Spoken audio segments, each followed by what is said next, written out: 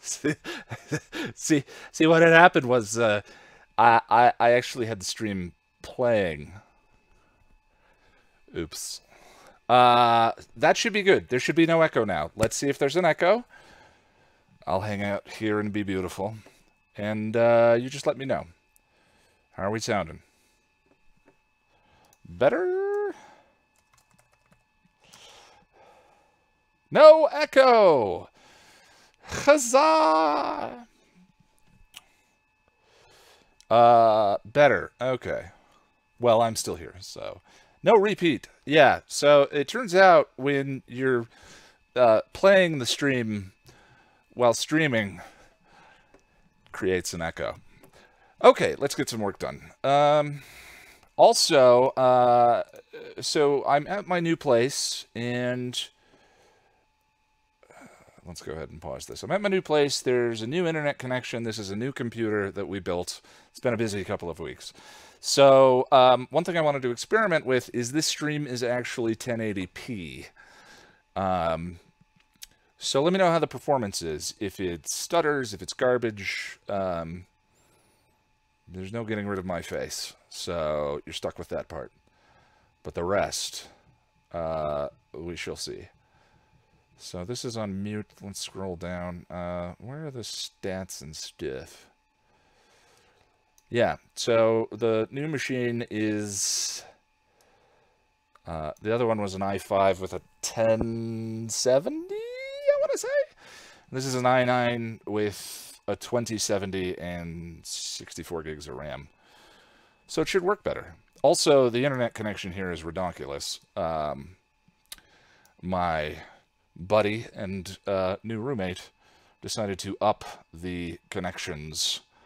the connection speed with me moving in and them already being close to 1 terabyte a month. I think we're already over 1.7. So yeah. Hello everybody. It's good to be back. Holy cow, was that a long break. And boy do I kind of collapse like a dying star of anxiety and self-hatred when I'm not actually making stuff. Ridiculous. I did not say... I don't ordinarily do the audio editing on stream because I find it kind of annoying. I missed you too, Quinn. I find it kind of annoying for people to have to listen to, like, wet mouth noises and all that kind of thing. But I hadn't done a stream in a while, and I wanted everyone to know that I'm still alive. World's most boringest live stream editing to Shanshu in LA. Okay, stream name's fixed.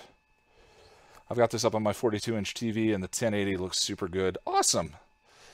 Yeah, I was thinking this entire time, so these streams, like, the ambition for these streams is that they're somewhat instructional, so people can see what I'm doing, and, you know, like, the first time I had the idea to do it was during when I did the Wesley bit in the Bad Girls video, and that's like a dense little piece of editing, and it was super fun, and I thought, I tweeted out a picture later on of that section on the timeline, and then started doing these not long after.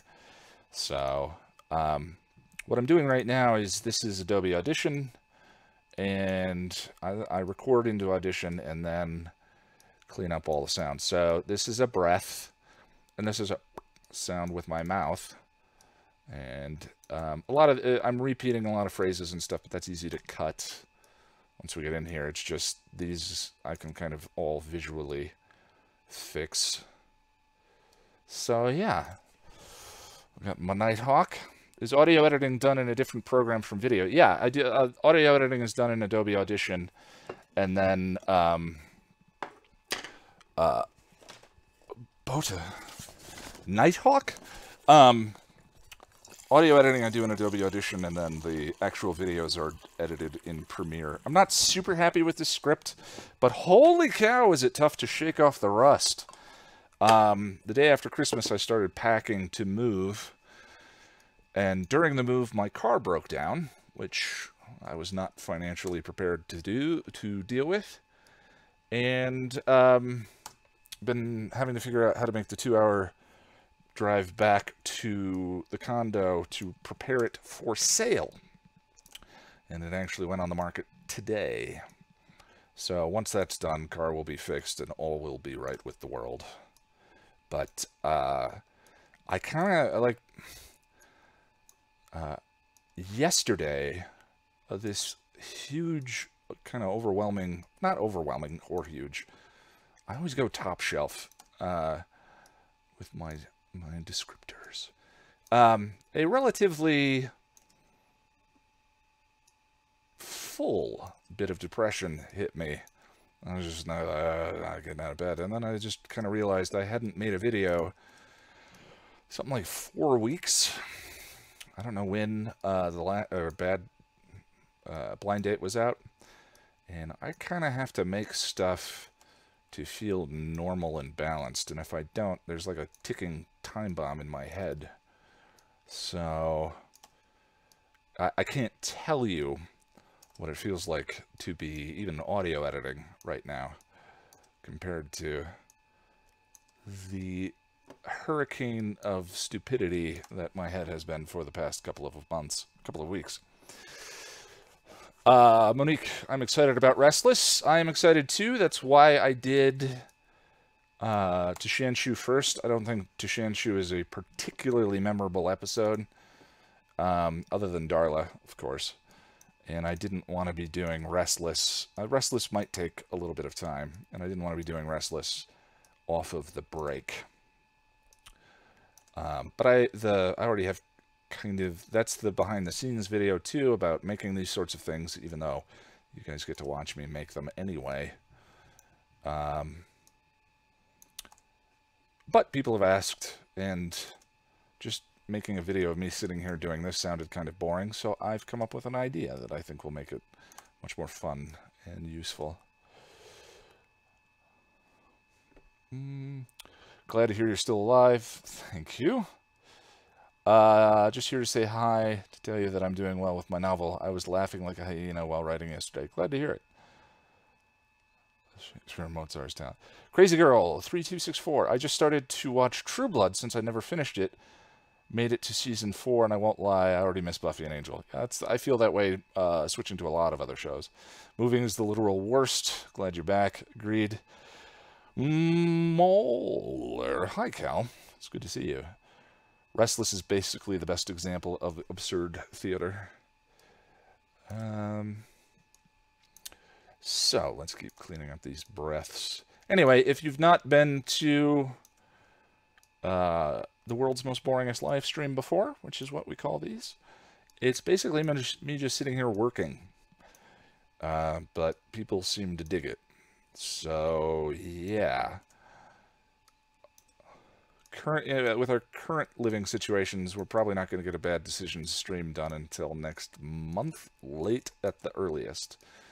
But Jack, Cal, and I have some surprises to share once I get back on the freaking train. Close this. Boop.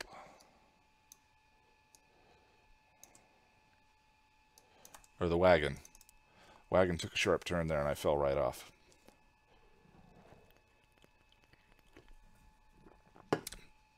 Thank you, Jennifer. It is very helpful.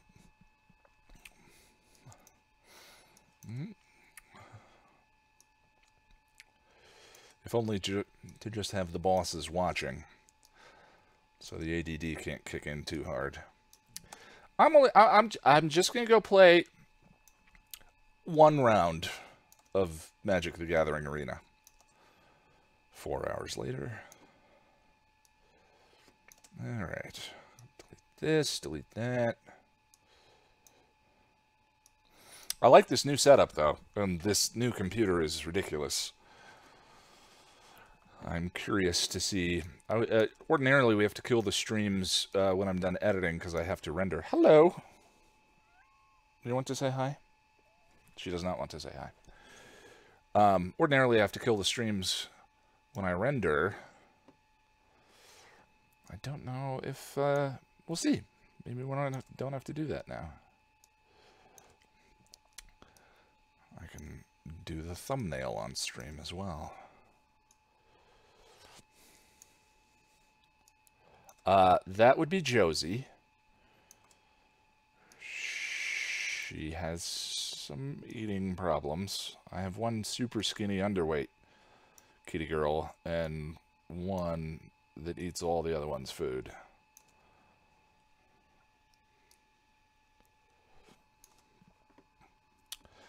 Is that a meow or a coyote outside? I'm not sure. These headphones are pretty noise dampling. Pretty noise dampling. I've only had one glass of wine, I promise. Soon to have many more. Close that, delete that. See, this is partly why I don't do the audio editing on stream, because I'm not very good at vamping.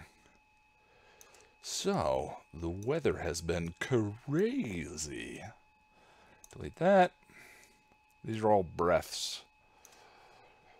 And the only reason, like, I get a common piece of feedback is I speak very quickly, and I try and use speed adjustments when speaking as a form of emphasis. So slow down for the emotional parts or the, the very important parts of the analysis. But for this particular video, I just didn't feel like there was enough meat. But some of the plot summary episodes tend to be that way, or rather the very plotty episodes. And this is all set up for season 2 with a ridiculous amount of foreshadowing. Vamping. Seeing vampires in my head. Really want to see the script recording too. Yeah, that would be embarrassing. I could do it one time. Maybe I'll do it for Restless. Although that's going to be a long script recording session. I think I've done it once on stream. Oops, undo.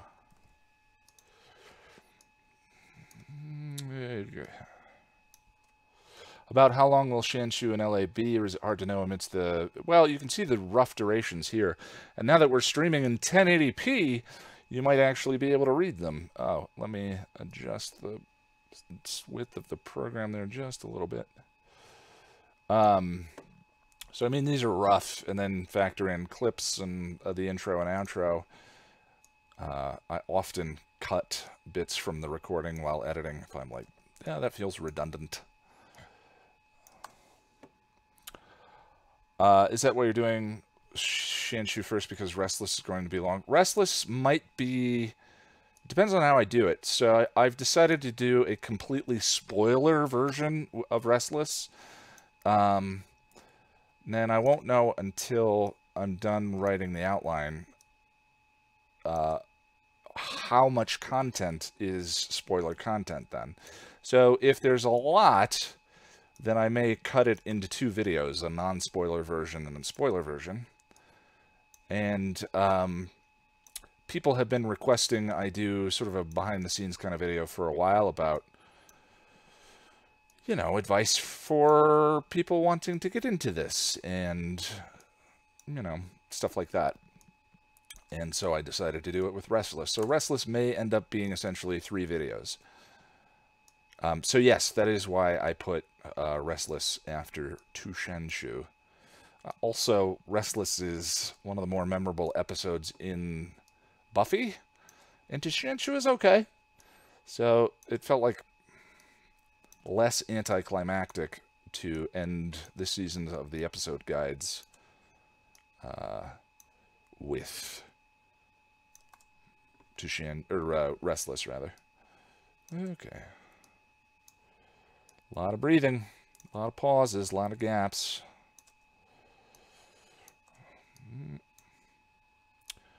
That's a mouth noise.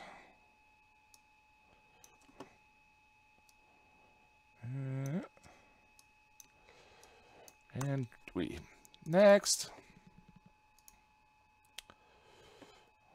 Hey, Boris. Welcome, welcome.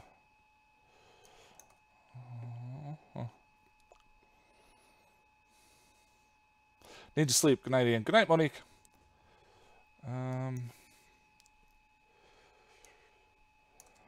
and then once we finish Restless, I'm thinking I'm gonna try and write all of the Firefly guides at once. And then record them all at once, and then edit them all at once. Which is something I've never done. Usually, I've been trying to write 2 scripts, and then record 2 scripts. That's probably bad. We'll just wait until I hear that. This is a big breath. Remove that. I've been trying to do 2 scripts at a time. Firefly's interesting, though. It might... And then do the movie.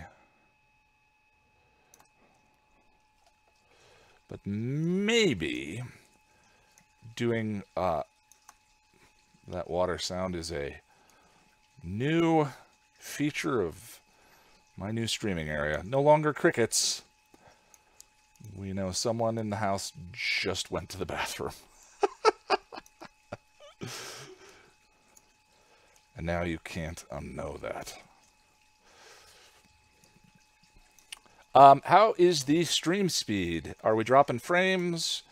Is there lag? Can you read more of the screen? Adobe's interface is very small, so I'm sure a lot of what I did previously was illegible. And I see questions popping up. I will be right there. Hold on just a second.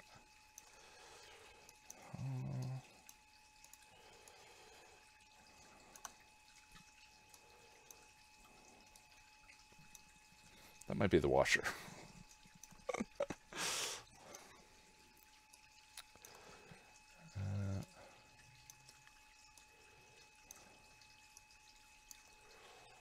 Okay. Just wanted to hear your deep voice. It's been so long, I can hear it now. I'm here. Happy to be back. Restless is top 10. I agree. Low or high in the top 10 for me, but yeah. Dollhouse binge time. I think you're talking to Boris. Probably won't be binging it, but maybe Ian could sometime this year. Doing Firefly all at once might be taxing. Maybe. Have I watched The Magicians? I have not. Oh, yeah. Boris is the keeper of my to-watch list. Can't hear all that. Stream is pretty. Stream is smooth. Yeah, we've got... It's a much better connection, better computer, and we're doing this at 1080, so everything is still looking good. Okay.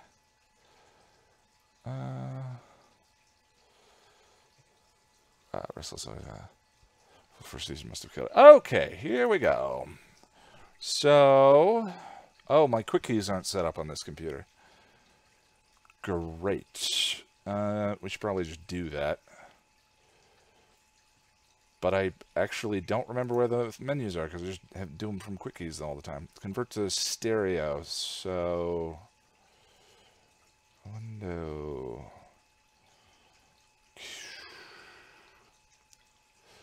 I don't want to do this to the menu 50 times. Keyboard shortcuts. There we are. Stereo. Convert to stereo. We want to be Control 1. Okay, that's set. Next is... Actually, wait, no. Convert to stereo is Control 2. And then, okay, normalize to 3 decibels. Keyboard shortcuts. Normalize to 3 decibels. There we go. Okay, so Control 2, Control 3. Perfect.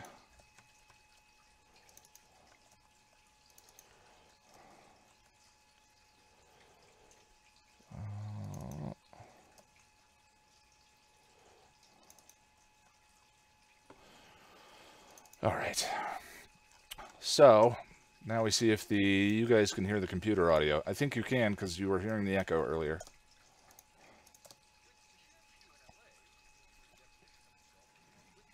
There we go.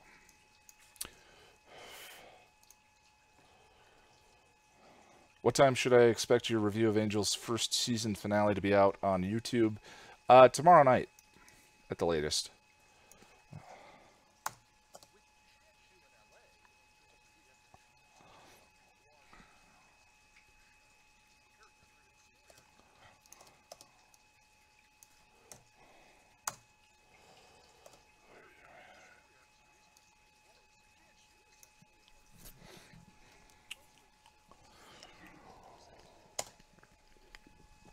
Shanshu. Shanshu.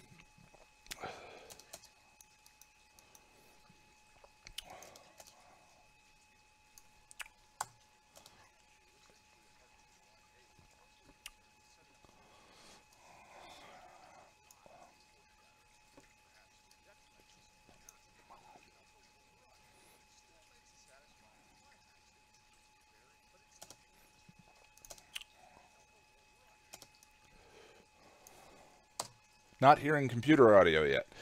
Yay! Okay, let's experiment with that, shall we?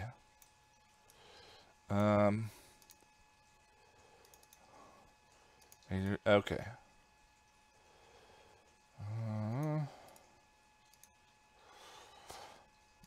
Well, I knew tonight was going to be a little shaky. New software, new machine. General widgets. Devices, audio.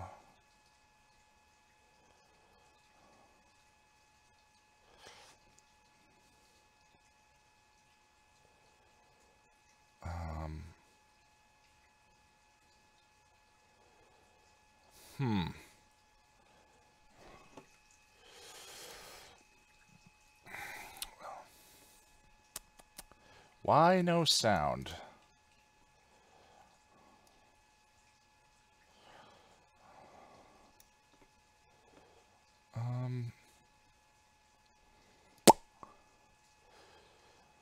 We have a big, beautiful stream. Desktop audio. Let's see. XSplit. Maybe I'll just go back to OBS. XSplit. Desktop audio.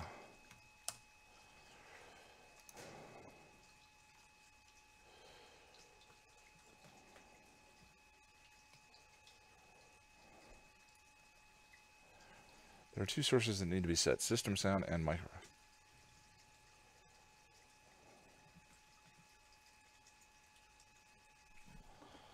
That looks like it's set up correctly. Tools, settings.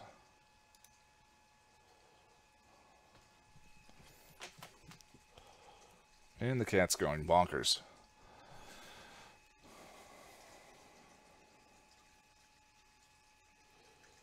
If you click on the bars next to these symbols, you can adjust the audio levels. Okay.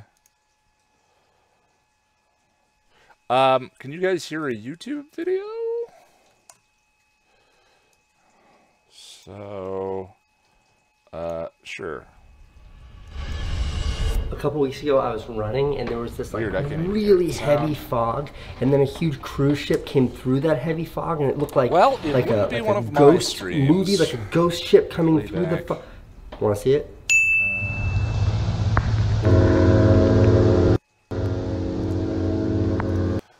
What about now?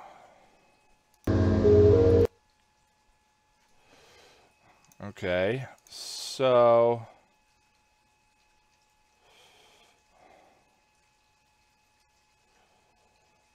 audio hardware. So now I can't hear that.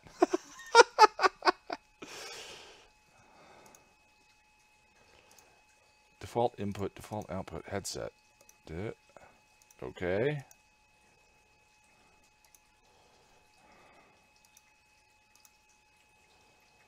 Speakers.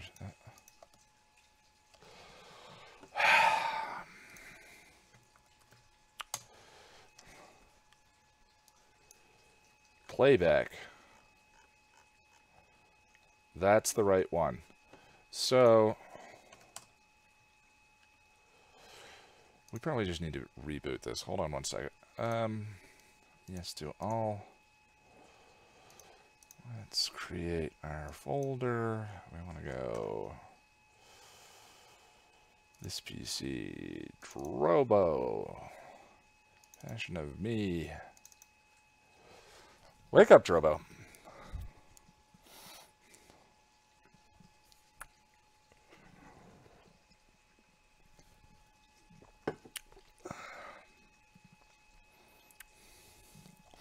I'm out of straws, so pardon the wine lips.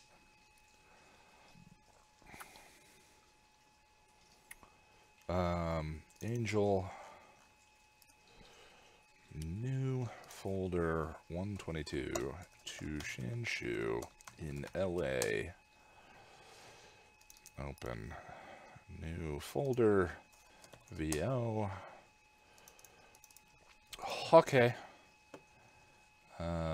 Okay.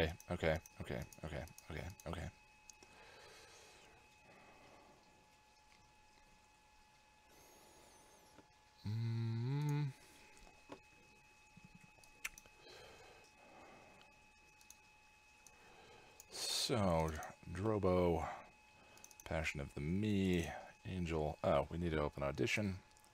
Sorry about the troubles, guys.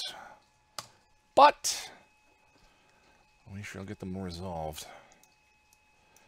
And the Restless stream, if I stream the Restless at it, should be fine. Okay, sound? With Shanshu in LA. So cantankerous. Oh, so can you guys hear this now? Show to character-driven story arc series comes to a close. Shanshu, essentially a part 2 to Blind Date, is mostly concerned with setting up the board for the second season, and there is a lot of foreshadowing here. Perhaps sweet. Oh my god, we did it, we're the best. Live stream team. What?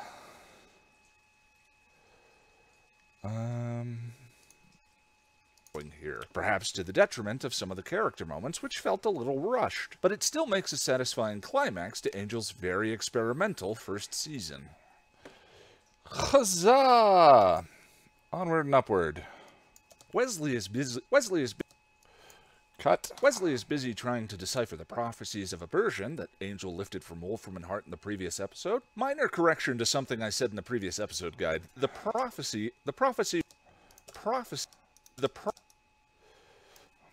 prophecy refers to Angel as vampire with the prophecy. Come on now, spit it out. The prophecy refers to Angel as vampire with a soul, not by name. Our trio gets an unexpected visit from David Mamet. David Mamet, I wanted to say. Our trio gets an unexpected visit from David Nabbit, who I still like, but whose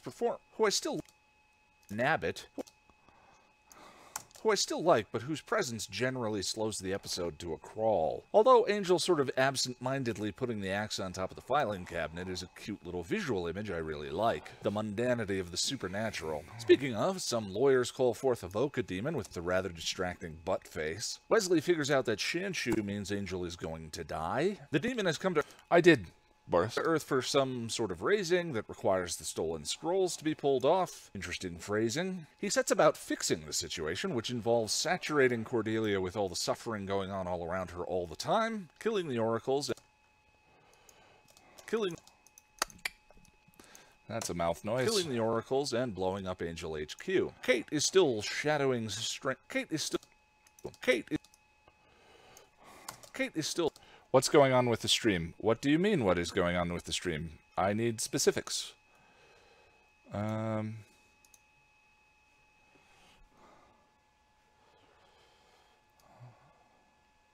a new piece of software, and we're streaming at 1080, so if something goes wrong, let me know so I can try and track it down. Oh, when I save, YouTube has a stroke? That might be. I don't know how these two pieces of software interact. But it looks like on my end, everything's going through fine. Hi, Sonic. Welcome, welcome. Yeah, not a lot of impact on my end, so I'm not sure. Stopped working for a while. It's good now. Bring up my nav point again. Yeah, well, I responded. Yes, I saw what you said, Boris. Kate is... Kate. Kate is still shadowing strange supernatural calls and takes the time to give Angel more crap. So tedious. Wesley is concerned. So tedious. Wesley is concerned about Angel's blasé attitude toward... The streaming is Australian quality, maybe because it's Australian servers which are near dial-up speed. I think I'm hitting the American server, but maybe that's the problem. Also, some other people have said the stream looks good.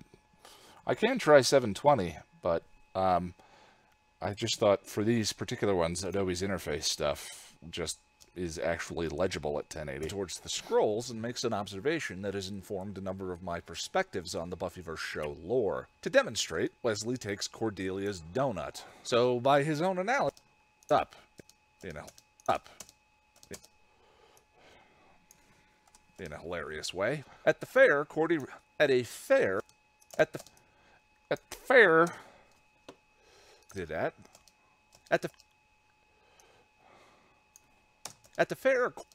at the fair, yeah, that's why I don't like recording this on stream.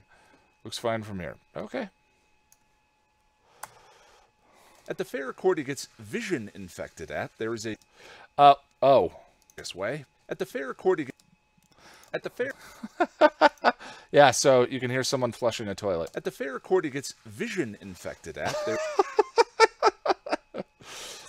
Oh, well. At the fair Cordy gets vision infected at, there is a dude singing an interesting piece of foreshadowing. Oh, I should include that as a joke for some bits of dialogue, some Riley-esque bits of dialogue later on. Just the sound of a toilet flushing. I like it, but why is that one dude standing on the toy table? Personal space, bro.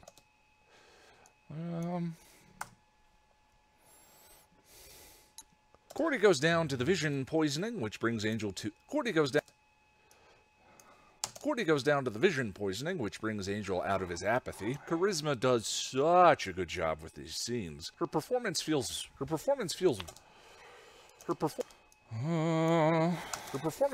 real and very... Well, I don't think Riley has any Riley lines in Season 5. You're gonna teach me. Well, you're tricky. Yeah, the bleh kinds of lines. He's just kind of there and then does the vampire suck thing. Scenes. Her performance feels real and very hard to watch. Angel gets to the hospital. Again, interesting phrasing. Angel HQ blows up. He saves Wesley. Kate Kates things up. Angel discovers the oracles are dead. Good riddance if you ask me. I was reminded of another quick death in the Buffyverse. The Voca, who now has the scrolls, starts the raising. The Voca,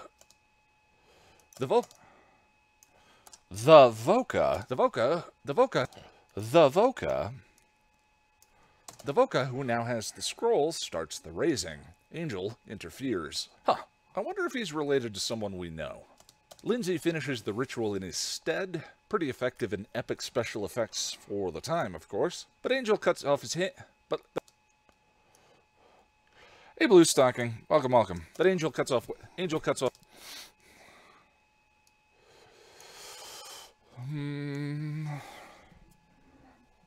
off Wesley's hand before he can burn the scrolls in a slightly... Angel cuts off Lindsay's hand. There we go. Angel cuts off Lindsay's hand. Now is the winter of our discontent, made glorious summer by this son of York, and all the powers that lowered upon our house in the deep bosom of the ocean buried. Now our brows bound with victorious wreaths, our bruised arms held up for monuments. Shakespeare at episode guide speed. Delete. Angel cuts off Lindsay's hand before he can burn the scrolls, and a slightly scorched Wesley closes the door on the relentless visions. Angel cuts off... Okay. Oh, can we turn snapping off? Where is snapping?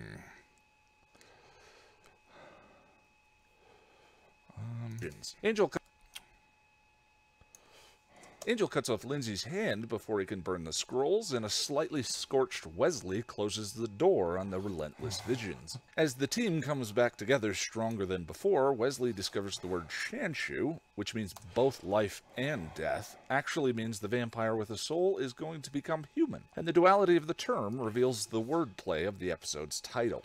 Picture me rolling. Wait, no. To live and die in L.A. In the last scene, we discover the thing Wolfram and Hart raised to sever Angel's ties was Darla. Huzzah! More Shakespeare. Shakespeare at Micro Machine speeds. I do much wonder that one man, seeing how much another man is a fool when he dedicates his behaviors to love, will, after he hath laughed at such shallow folly in others, become the argument of his own scorn by falling in love. And such a man is Claudio. I have known when there was no music with him but the drum and the fife. Now would he rather hear the tabor and the pipe? I've known when he would have walked 10 miles afoot to see a good armor. Now will he lie 10 nights awake, carving the fashion of a new doublet. There is quite a bit going on with the Shanshu in L.A., making it a fitting wrap-up to this very experimental first season. What a piece of work is man! How noble in reason! How... Oh, yeah, I don't really know that one. Making it a fitting wrap-up to this very experimental first season. How like a god. Has been, in a word, uneven. Stellar at times and clunky at others. But overall, I would rate Season 1 as pretty successful. The episode is roughly structured as a way of summing up the season's theme. Connection. Doyle told Angel very early on, and in the episode's opening, Angel's laissez-faire attitude about his own... Laissez-faire. I feel like I butchered that. That's one of those words I've read a million times, but never heard spoken out loud, like quinoa, which I pronounced as quinoa, like a year ago to Abby. Laissez-faire pronunciation.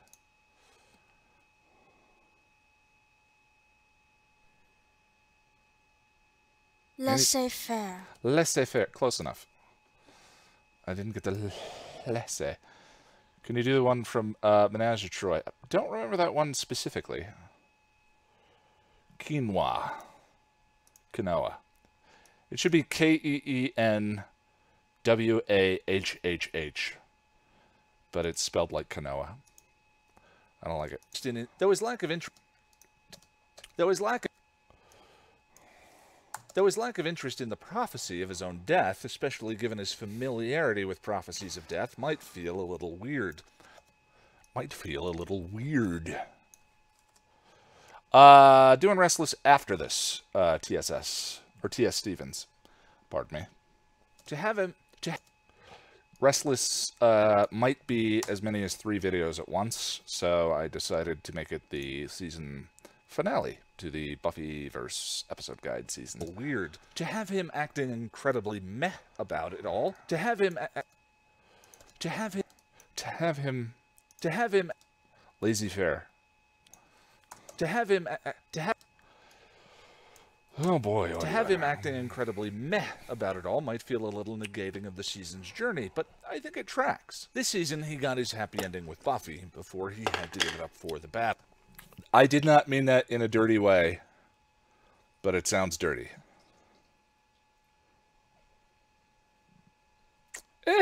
When he grew to trust the trio he was connected to, the battle claimed Doyle. After that, Angel began to withdraw again. His development this season has not been a straight line, but an ebb and flow.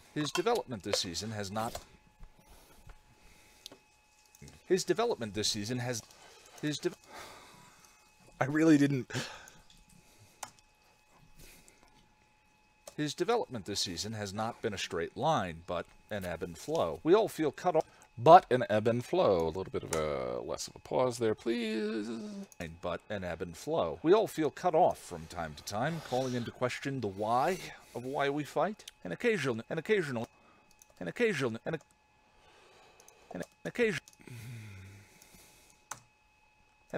having to wonder if everything just gets stripped.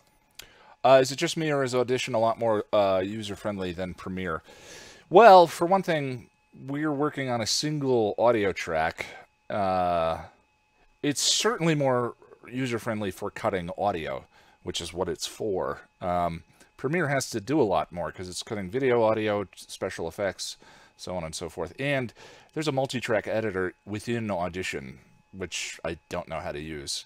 My knowledge of these programs, it sort of reaches a point where I go, all right, I know how to do what I want to do, which is why for the little independent projects, which are coming up and I can't wait, I always try and come up with things I don't know how to do, so I have to figure it out in the software and kind of grow my knowledge of each of the programs. And calling into question the... But yes, for audio editing, it's, my God, is it much easier. Why of why we fight? And occasionally having to wonder if everything just gets stripped away in the end, then what is the point? It is both, Blue Stocking. Good point. It is both. So I'm safe. What is the point? The butt-faced Voca demon's attempt to remove all of Angel's connections to the powers is the very thing that reminds him of the why. Simply love. Love in this present is something worth fighting for, and one of life's tragedies is that losing something is often the experience we need to be reminded of its meaning. The Shanshu prophecy offers up an alternate motivation for the battle. If Angel completes his journey of redemption, he will one day be rendered human, a reward. Human, and you can hear a little wet mouth noise right there. That's that. Delete! Oh my God, it feels so good to be making something again. Redemption, he will one day be rendered human. A reward, a finish line to this toil. We'll be coming back to the Shanshu repeatedly over the seasons and how it relates to the show's themes. For now, I found it interesting to note that in the scroll itself... Hey Calvin, welcome. There is a dragon. There is a dragon. Some of the episode creaks a bit. Butt-face McPhantom of the law firm being dressed like a Hot Topic Robin Hood is pure camp. Him being purely in service of setup doesn't help us. I'm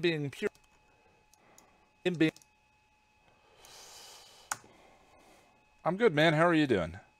Him being purely in service of setup doesn't help either, as for a time he feels like one of the most efficient and effective baddies ever faced in the Buffyverse, decimating Team Angel with ruthless efficiency, and then, once the writers have shuffled all the pieces where they need them, falling easily in an awkwardly choreographed wire-foo fight at the end. Again, making... That's another wet mouth noise right there. We're gonna go ahead and get rid of that. Fight at the end. Sensitive again, microphone. The pacing feel very strange. Still, the direction Greenwald... Still.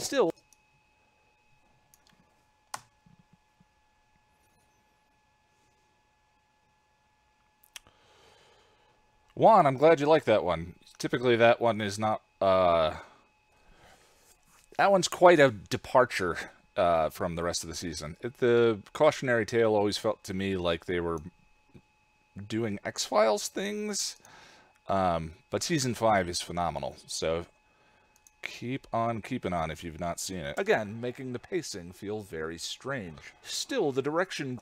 Also, assuming Juan hasn't seen all of Angel season 5, let's try and be a little non-spoilery in the chat.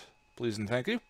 Still, the direction Greenwald hints at is exciting, and both Blind Date and To Shanshu in L.A. raise a topic that has mostly just been hinted at in the Buffyverse: ethics. If philosophy is the study of truth and meaning, Spit it out, buddy.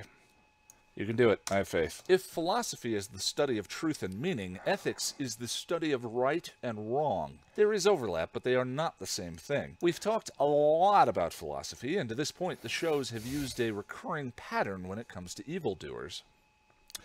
Yay! On to the... Well, 2 more to go. Recurring pattern when it comes to evildoers.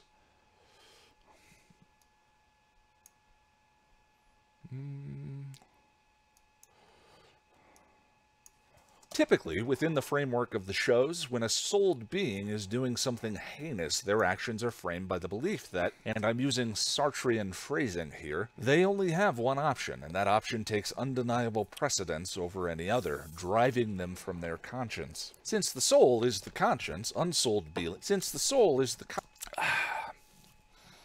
Nighthawk? conscience. Since the soul is the conscience. That's the one.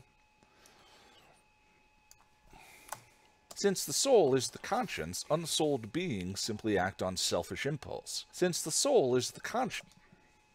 Why did I redo that? That seemed fine. Since the soul is... Have you seen the newest Spider-Man? I have.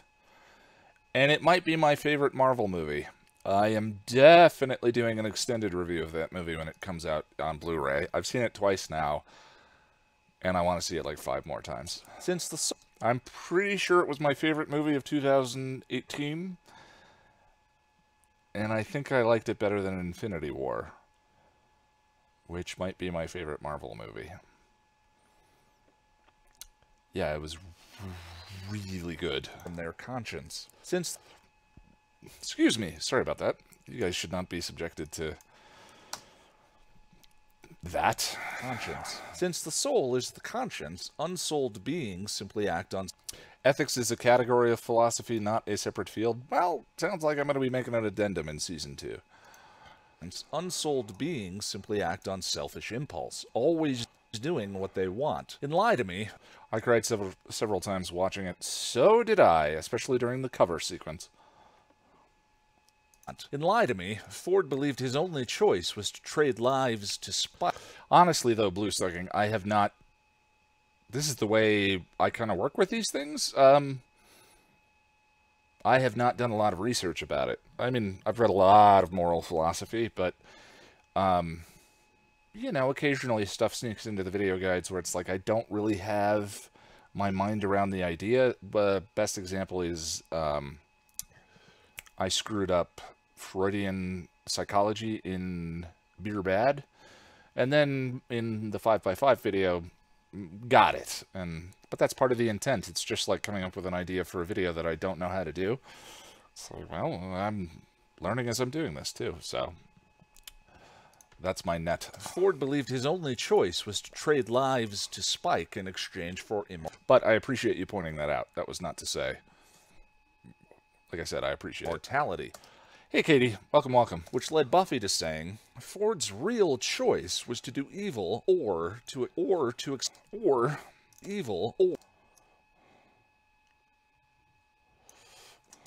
accept his... That was a very feeble old man or death with dignity. Faith in Buffy dabbled faith. Oh, you're all good.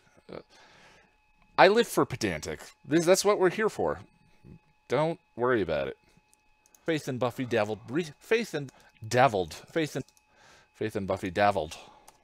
Buffy dabbled briefly with ethics after Faith stabbed Alan, but mostly it was made clear that she was acting from a place of fear. But mostly it was made clear that she was acting from a place of fear, abuse, and self-preservation, defense mechanisms. And that's been the formula, perceived lack of choice driving a person from their conscience. The problem is that not all ethical dilemmas are so straightforward.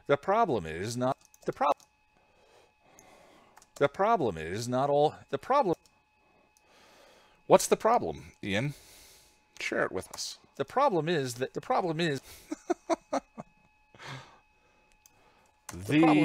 in life, not all ethical dilemmas are so straightforward. These 2 episodes of Angel subvert that formula and suggest that things are not always going to be Come on now. These two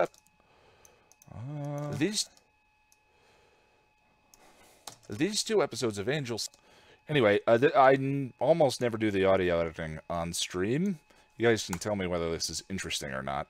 These 2 episodes of Angel subvert that formula and suggest that things are not always going to be that simple in the Angelverse. In Blind Date, Lindsay, a regular... Joshua, I am a huge Next Generation fan, yeah. Evildoer faced with a heinous... Oh, I can show you guys something. I've been... obviously, one of the things that I need to do is work on, like, monetization avenues. And I was working on... Amazon sent me an email this morning saying... something influencer, something. I don't know. They made me feel pretty, and that's all I needed. But, so I signed up and did this. You guys can take a look.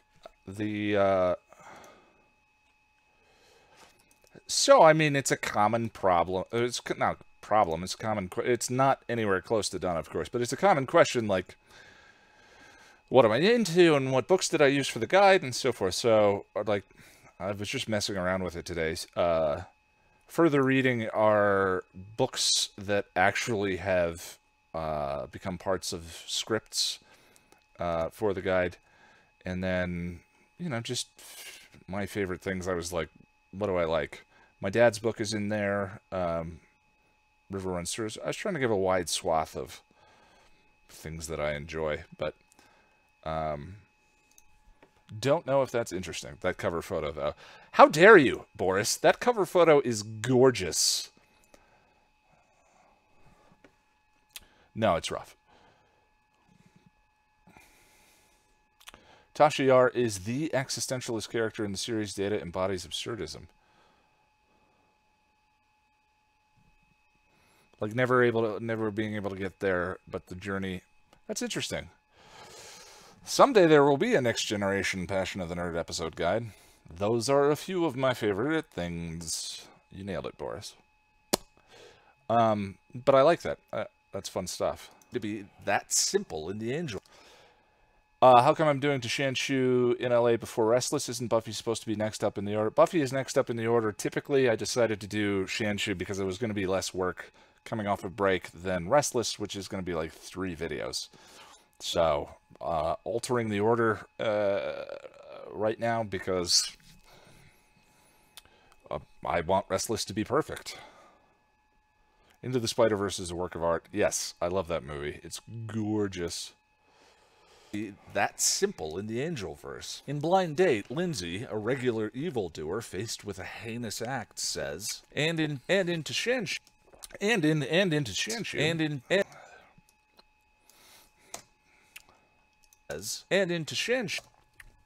Have you read Joss Whedon and Race?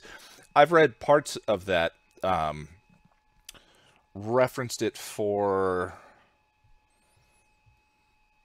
Referenced the opening essay for Warzone.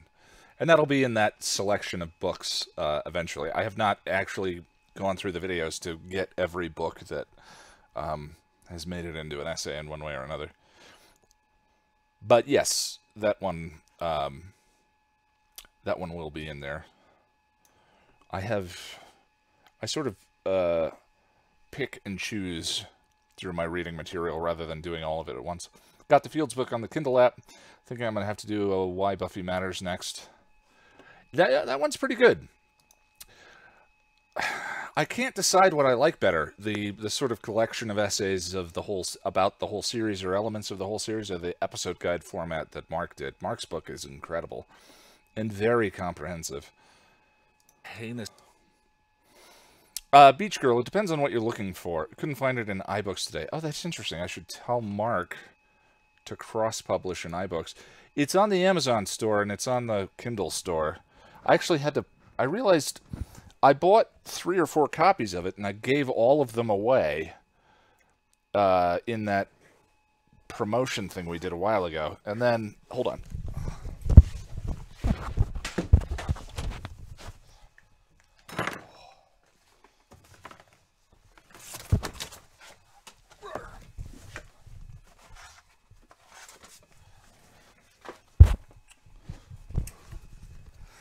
Not quite settled yet.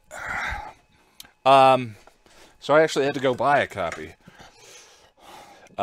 It is a phone book, and there was a complaint. When I ordered the copies, he had forgotten to include page numbers. He's now gone back and fixed that.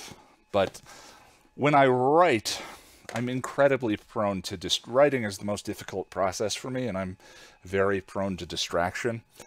So I tend to use software that breaks my internet connection so I can't do distracting things, and discovered I needed a physical copy of his book for various reasons.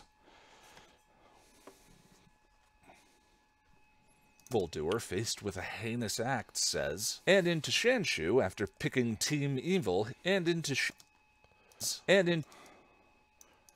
certainly Next Generation is my greatest source of nostalgia. And into Shanshu after picking Team Evil, Lindsay tells Angel. Thank you, Daisy. I appreciate it. Welcome, welcome. and into Shanshu after picking Team Evil, Lindsay tells Angel, "As I mentioned in the previous episode, Angel's actions are not so binary either. It all ties together rather well, thematically." That's interesting. Blue Stocking, I finished Felicia Day's book, and she had a bit in there about writing, and the way she writes and bleeds with every line, bleeds with self-hatred for every line. I can't remember the exact phrasing. But boy, did her book resonate with me. Just the hyper-neurotic who has to make stuff. Yeah, thought it was wonderful. As I mentioned in the previous episode, Angel's actions are not so binary either. It all ties together rather well, thematically. Lindsay and Angel's yeah, her book was great. Ethical complications. I read it, and then I went back and listened to it.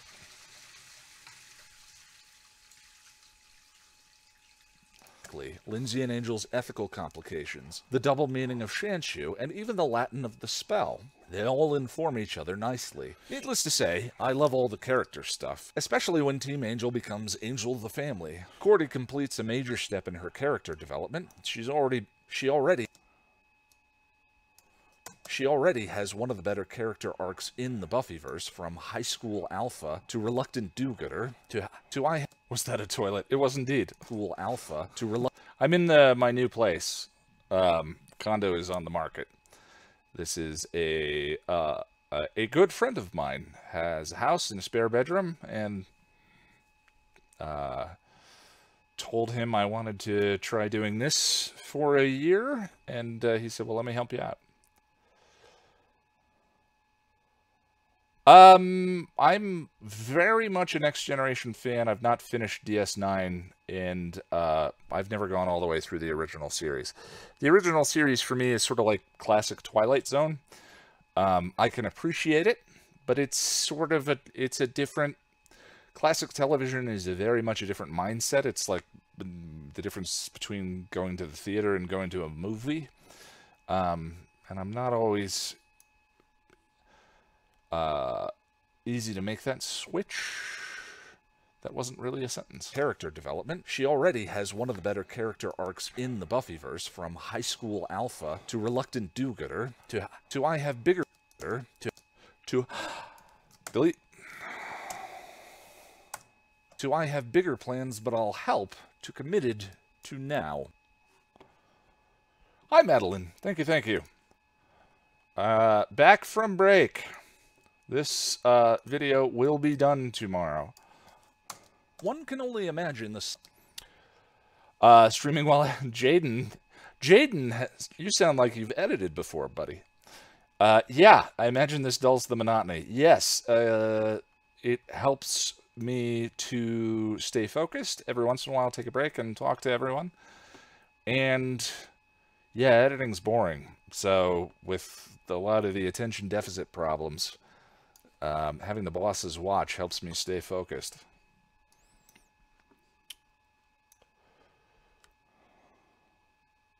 You need to do a video ranking Buffy and Angel seasons. Maybe when we're all done, I'll do like a actual top 20. The next top 10 is about love. So it'll be skewed that way. I can only imagine the psychic and emotional damage. But I really want to talk about existentialism and identity and choice and freedom as it relates to relationships. Incurred by feeling all of the suffering everywhere all at once. And I think her arc has been very well grounded.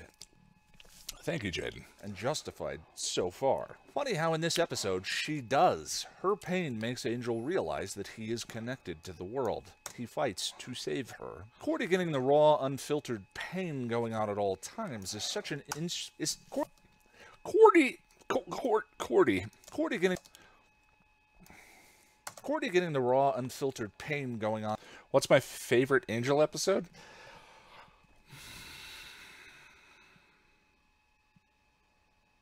I mean, it's Hole in the World or Not Fade Away. Yeah, I can't.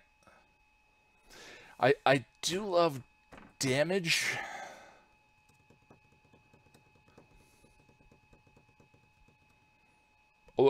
Whatever my top 3 is, they're all from season 5. But Hole in the World is stunning. And Not Fade Away is amazing. I mean, I think Damage would be third. But yeah. No,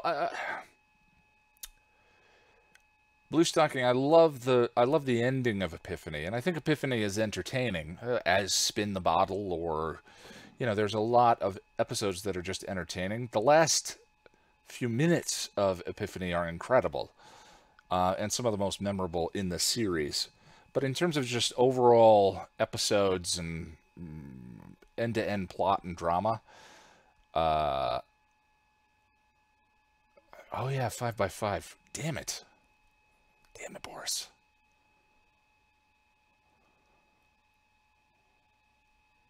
Yeah, so the 5 in no particular order would be Not Fade Away, Hole in the World, 5x5, Damage.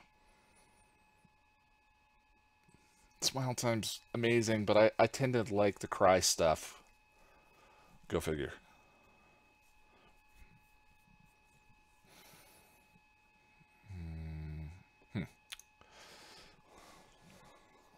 To say, You're Welcome's great.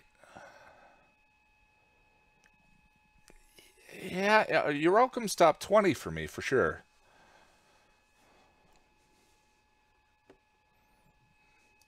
I get it now. Save Her. Cordy getting the raw, unfiltered pain going on at all times is such an interesting exploration of the visions as well as the powers. Stream seems okay. No one's dropping, other than maybe your connection. Like, we're doing all right. Let me know. Exploration of the vision. It's nice to be at 1080p where you can read all the things on the stuff, as well as the powers that be. Is she receiving the unfiltered volume of actual suffering occurring? If she is receiving the unfiltered volume of well, I mean, the body is transcendent. Is she the body is if she is receiving if she is I mean, the body is it's one of the most memorable pieces of media I've ever seen in any form. It's not really a good Buffy episode in the terms of like what a Buffy episode is, the identity of a Buffy episode. It's a utter and complete departure, but it is, yeah, the body is, I mean, if there was like a top 10 of most important pieces of media you've ever consumed, the body would be on mine. Such an interesting exploration of the visions as well as the powers that be. If she is receiving the unfiltered volume of actual suffering occurring in real time, it raises wonderful questions about the powers that be and their gatekeeping of the visions for their own purposes. Perhaps there may be less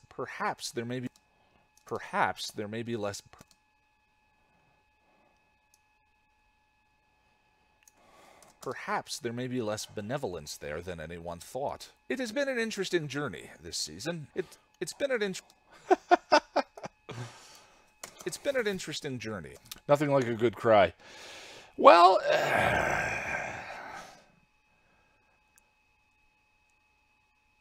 yeah. Well, what I mean, sort of was the thesis of top 10 Buffy or Angel episodes to pair for a good cry.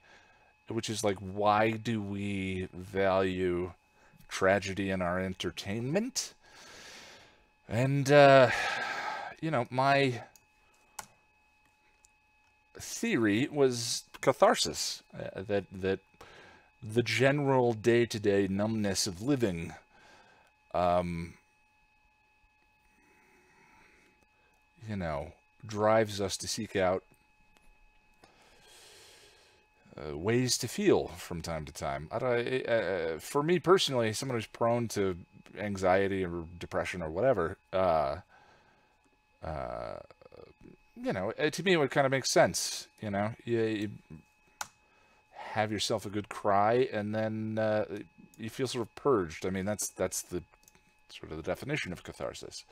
So I don't know. It's an interesting question. B, and their gatekeeping of the visions for their own purposes. Perhaps there may be less benevolence there than anyone thought. Of course, there's also the, like, I really wish I'd saved it, but there was a wonderful discussion I found online. This is, what is the benefit of fiction? What is the... I mean, nonfiction is sort of self-evidently beneficial as it categorizes and records history or explains things or so on and so forth. But what is the benefit of fiction from a sort of beyond entertainment? And one of the things that I remember, just, and I'm butchering it, is, you know, we're all sort of trapped in our own heads and stuck with a singular experience. A one story, ours. We get to live out one single story. And fiction allows us to lead other lives.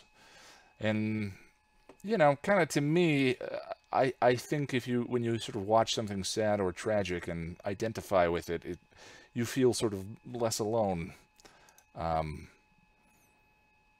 that's a rich experience. So, I don't know. It's a curious question. Less benevolence there than anyone thought. It's been an interesting journey, and while the unevenness in the first season of any show isn't uncommon, and while the Jago, love what you do. Keep it up.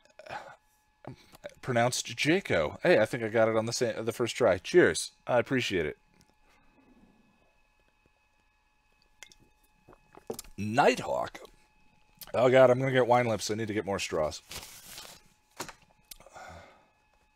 It's been an interesting journey, and while the unevenness in the first season of any show isn't, and while story as an empathy machine, a thing that teaches us to feel for others. Absolutely. I think that's a huge part of it.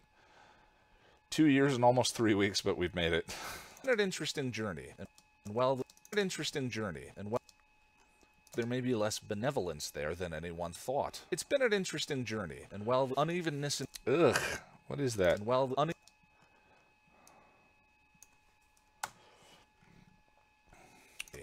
unevenness in the first season of... That's fine. ...of any show isn't uncommon, the heights that Angel's first season reached definitely put it near the top of my list for favorite first season. It has been... Seasons... common that be and their gatekeeping journey, and it's been, and well, it has been there than anyone thought. It's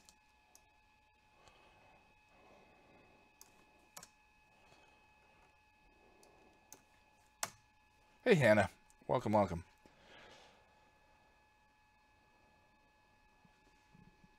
Looking forward to seeing you do Buffy Season 5, Angel Season 2. I'm excited.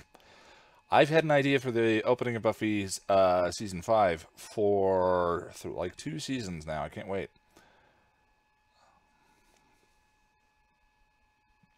I just learned that we all live in our own minds. Fred taught me to treasure life. Cannot wait for you to review Season 5 of Buffy. It's going to be fun. Angel as a first season is definitely underappreciated. Maybe I would have liked it less if I was watching it as it was airing, like Mutant. Well, I kind of get into some stuff here, but we'll see. There than anyone thought. It has been an interesting journey, and while unevenness in the first season of any show isn't uncommon, the heights that Angel's first season reached definitely put it near the top of my list for favorite first seasons of any show. When I first began this episode guide, I'll admit I was nervous that I may not find enough to talk about. I always found Angel a little more meandering, and Buffy is one of the most written about shows in history, and I have read quite a bit. Angel, perhaps, has been stuck in that long shadow, and because it never gained the same following, ended up more experimental. But as we've gone deeper this season, I have regularly been surprised at what an examination has revealed. These are rich characters, and if there is one thing adulthood can do, it is meander. The existential grind is real, and the more we look at the stories of the Angel, and the more you grind is real, and the more you and I look at these stories of the Angelverse characters, the more inspiring I find Greenwalt and Whedon's creation. And I can't wait to get into Season 2 with you. Okay. We need to now audio balance everything. Effects rack. So, drippity drop. Wait, no, that's not how you do it. I forgot how you do it. noise reduction, modulation, speech volume leveler, careful, and 80%. Now watch the waveform. Boop. Driven story arc series comes to a close. Audition is amazing. Okay. Amplitude and compression, speech volume leveler. Careful.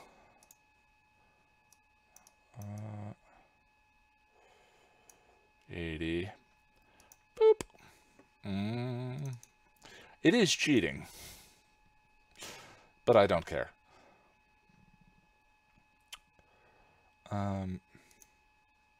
Editing software looks so complicated with so many options. I don't know how you know what you're doing.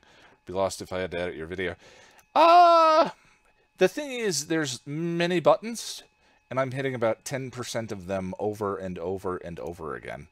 With any, when you're talking about with editing software, if you're talking about Sony Vegas or iMovie or Final Cut Pro or whatever, you're doing the same thing in all of them 90% of the time. And then probably 95% of the time. But those programs do 1,000% more than what you do most of that time. So they're way more complicated than they need to be for your average editor. You know, I'm not cutting commercials for the NFL. So they're intimidating, I guess is what I'm saying. But for this kind of editing specifically, they're easy to pick up. Especially if... What am I doing? Speech volume leveler. Careful. Kind of want coffee.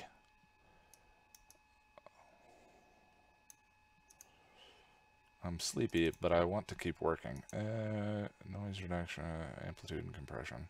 Speech volume leveler. Careful.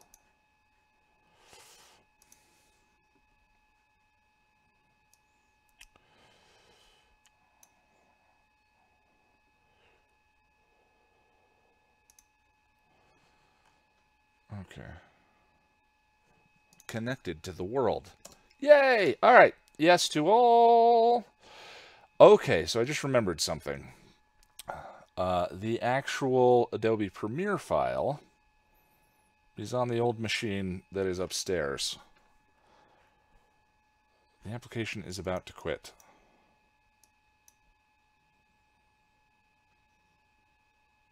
Okay, you're going to save all those changes. There we go. That was weird. I'm working off a NAS now, which means that all this work is redundantly backed up. But it's definitely laggy.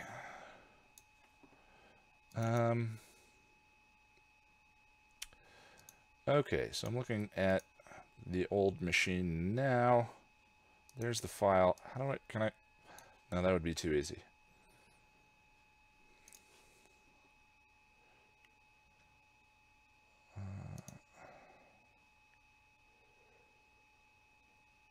Oh, and I realize I'm going to have to reconnect everything. That's okay. I was going to have to do all this anyway.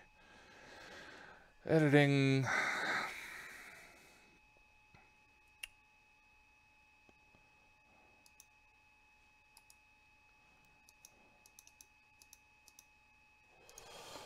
Oy vey. Sorry guys, I'm looking away for just a couple of minutes here to try and get this taken care of.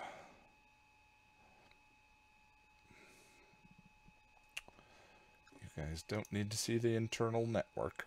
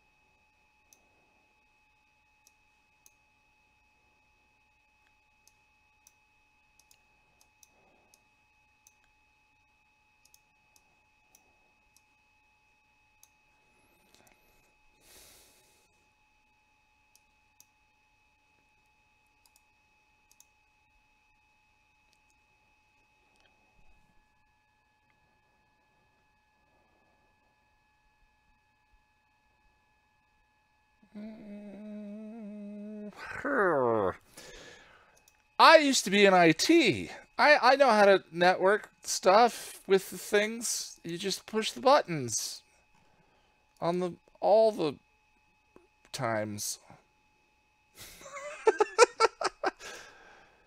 Hey, network infrastructure. Oh, there we go. Okay. I don't want to tell you what I named this computer. It's embarrassing. Remember my credentials. What is it?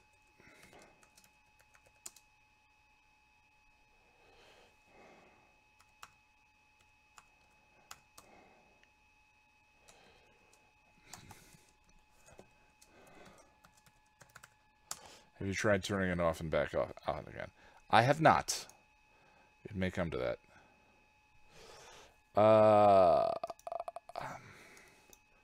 Sorry, guys. I know me solving network issues that I can't show you makes for compelling live stream television, whatever we call this. I don't know. I'm old. It's all TV to me. Network.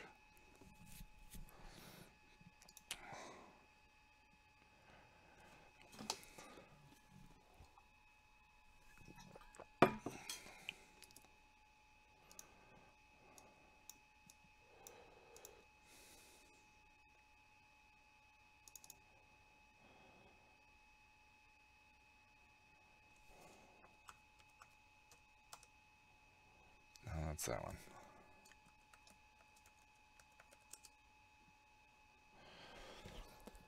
Okay, how big is the file? Let's just old man it to myself. Here we go. Redonkulous. Compose. Don't judge me.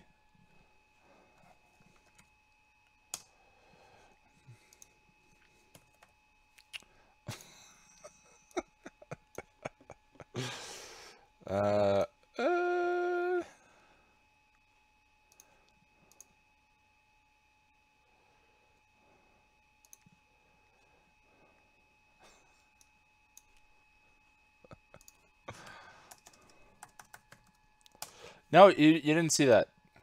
Stupid Windows notifications.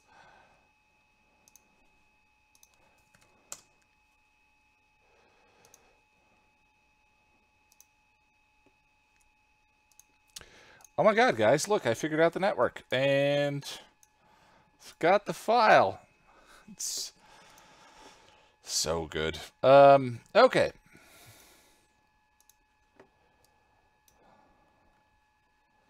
Here we go. So, I imagine this is going to be a bit of a mess, but let's see.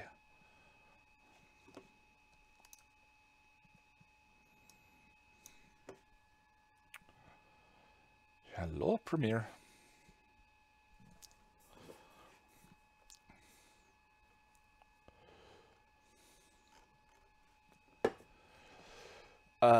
No, none of those.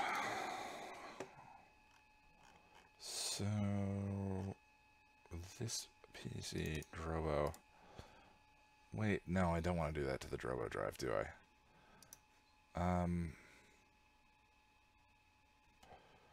Don't want to do that to local disk. Huh.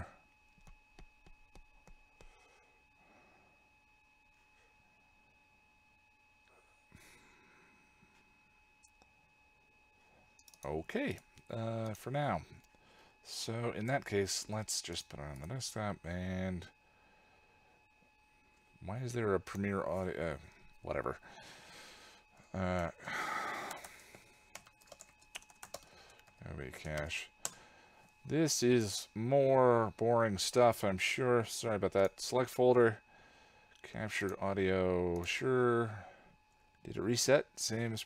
Yes, it did. Okay. No. Browse. Save. Browse. Save.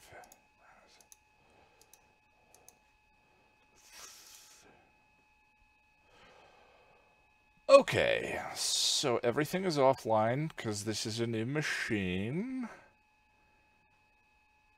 But if we reconnect one of these, locate... No, don't search the C drive.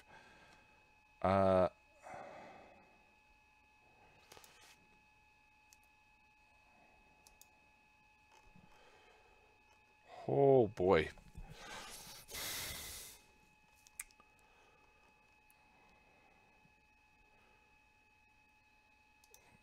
Okay, Passion Nerd 1 Buffy, 401 the freshman. No. Drobo. Passion of the Nerd. Buffy, the freshman.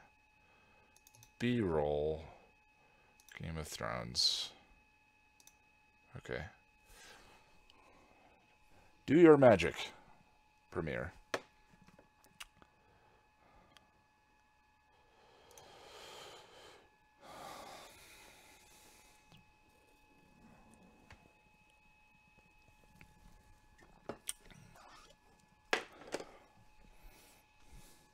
Where's my Nighthawk? Oh! Nighthawk.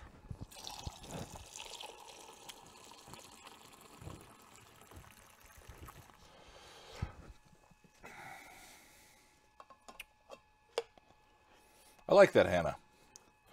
And I would agree. Every significant fandom.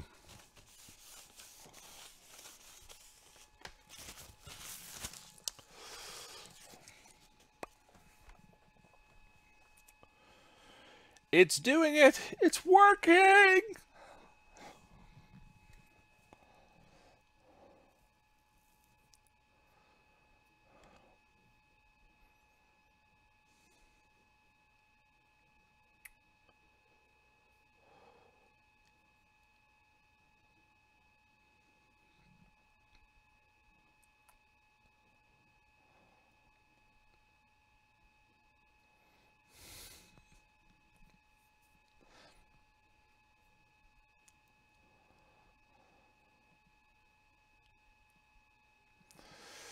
Okay.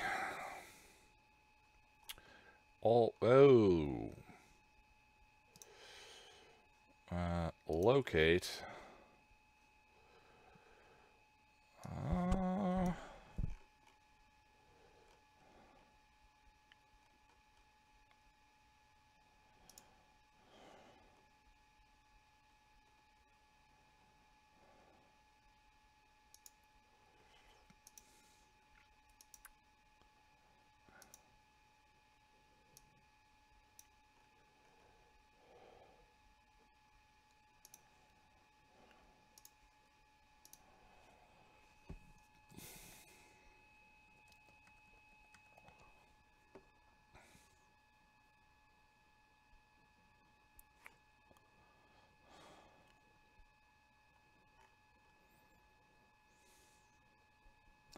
Oh, hey, I don't think I've ever been on one of these live. Hi, Jill. Welcome, welcome. World's most boringest live streams are me working. So, and everyone chatting.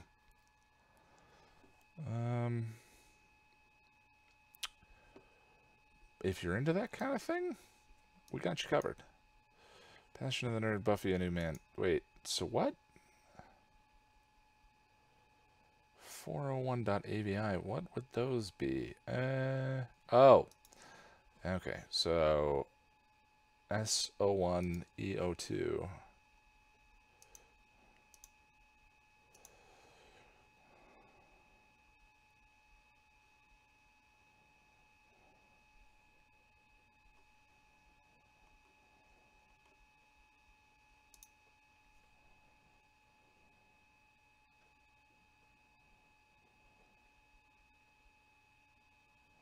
Okay.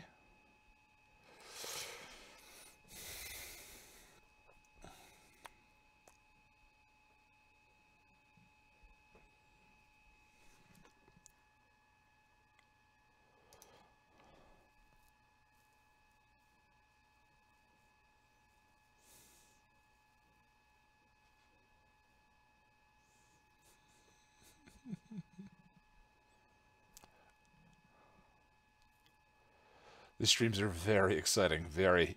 Liar! I'm not a witch, I'm your wife. I'm enjoying listening to you work in the background while I get other stuff done. Glad to hear it, Emily. Not trying to be a pain. How hard is it to fix the audio? What's up with the audio? Alicia, I thought the audio was fixed. Let me know if there's a problem. This will remain a thing until the end of the channel. Yeah. This is like my workflow now, is to hop on and actually try and get stuff done. With you guys watching. It just is weirdly more efficient for me. Okay, we're getting there. VO videos. What is all this? Farewell. Oh, yeah, that stuff's not actually on here. VO. So what is this? 413, the Ion Team 0101. Okay, locate. Buffy. No, that's wrong.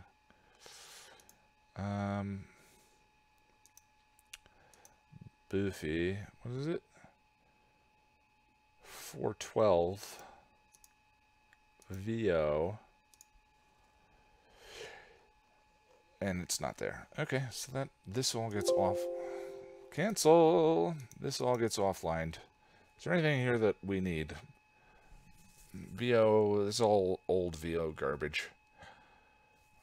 B-roll. VO. Where the wild things are. This should still be there. Why is that not connecting? Sorry, guys. So, once again, this is a new computer I'm editing on, and this is the first time I've opened the project file on this machine. And the files have moved a bit. So what I'm having to do is teach Premiere where all the files are. And it does kind of an amazing job of, you say, well, one of these is here, and then it looks for 50 other ones and tends to find them. But, 12, 18, there we go.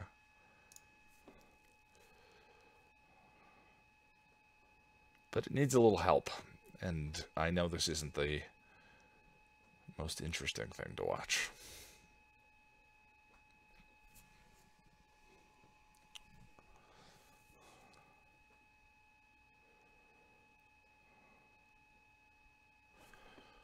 Okay, so that's all old. Blind date VO. Why is that missing? I didn't. F drive. What the what?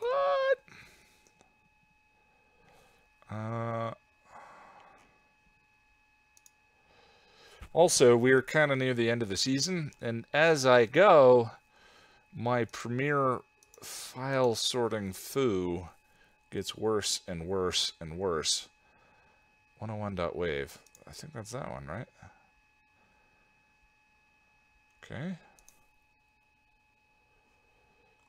Wow, that's still a lot of offline files, but that's not unreasonable. Dropbox, this year's girl. Do we need any of this? Oh, that's not that bad, actually. So offline.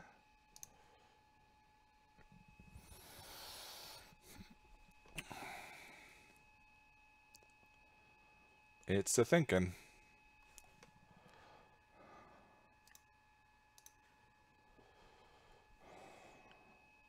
Missing preview files. Skip all.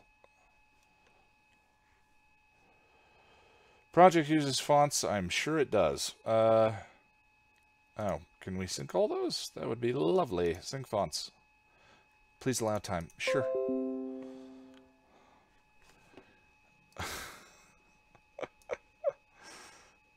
Premiere so protect. This is going to take some time. I just want you to know.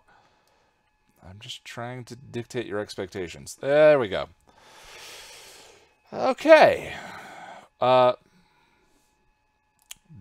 need you. Project Buffy Master. Effect. Oh yeah. So none of this looks like the way I like it. Which would be that, and then don't effect controls. Wait, why do we have two? What?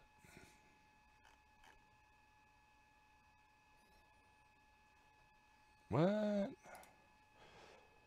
Close panel. Put you there? No. There.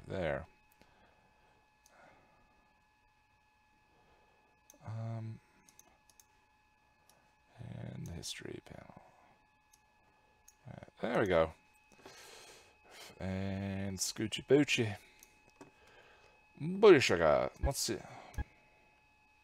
In the meantime, Adobe is creating all of the preview files for every one of these videos. And I can see chat again. Yay, hello chat. So let's do our prep.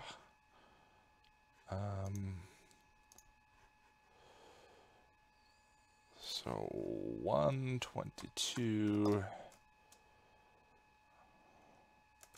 to Shanshu in LA. Let's go get the VO.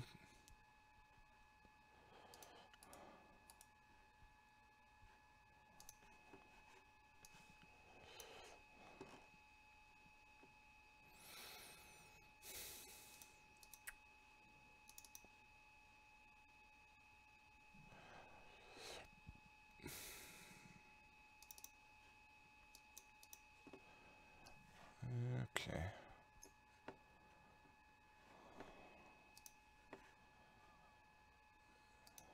And then we'll dupe up the blind date sequence, pop it over. It's probably one of those bad habits I developed that makes no sense. Shanshu in LA. Okay. Close this. So I'm curious. The other machine was an i5 with a 1070. This is an i9 with a 2070 and 64 gigs of RAM. Let's see. This may, I'm going to render. This may pause the stream for a moment. So I apologize. I'm just curious.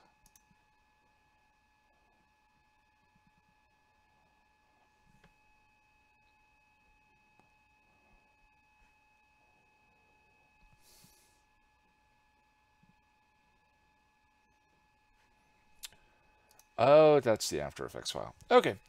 Anyway, so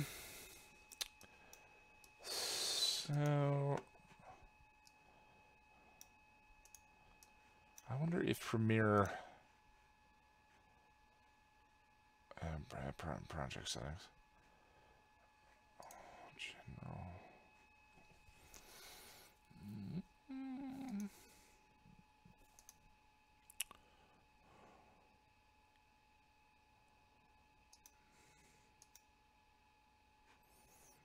I really don't want that on the C drive, but for the moment, kind of is what it is.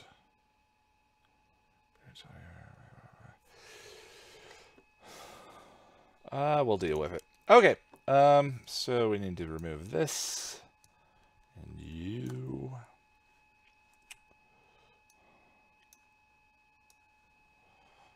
All of you guys.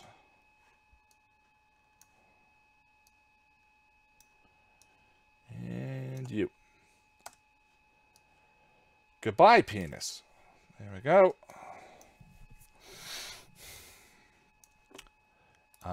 And now edit original. First time opening After Effects on this machine.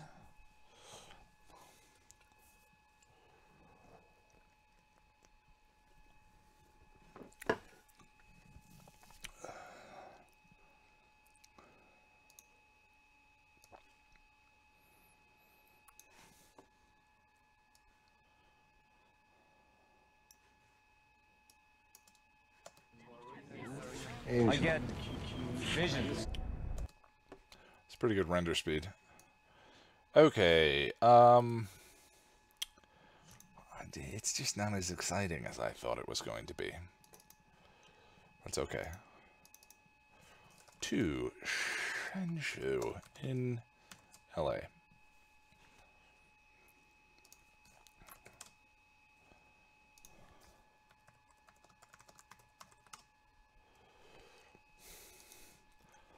Yeah, Christopher. You're not wrong. Season 1. Shanshu in LA. Okay. Nailed it. Close that. That's not what I should have closed, but that's okay. Save. Sequence. Render selection.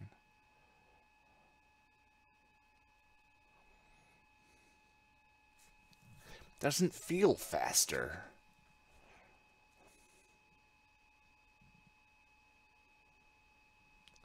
I think it's much faster, but it doesn't feel faster.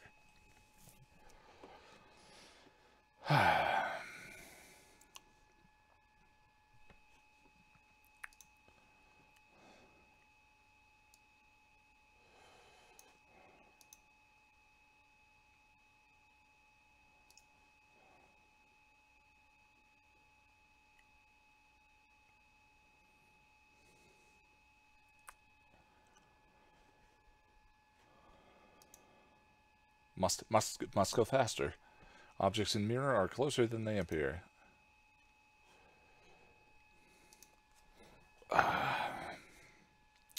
Well, hello, everybody. Just sitting here waiting for this thing to render. It's okay. Oh, I wonder what the stream statistics are like while this is actually rendering. I have an early class I should go. Look forward to seeing the video. See you, Blue Stocking.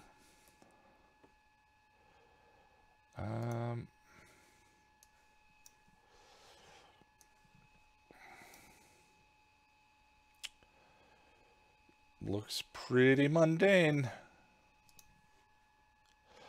Ian, are you a Facebook snob? What do you mean by Facebook snob? Hey, Joshua. Welcome, welcome. Oh, it raced towards that ending.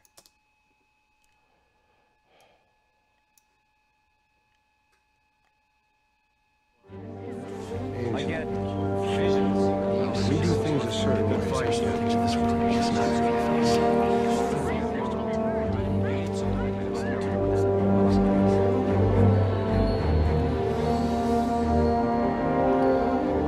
Woot! Okay.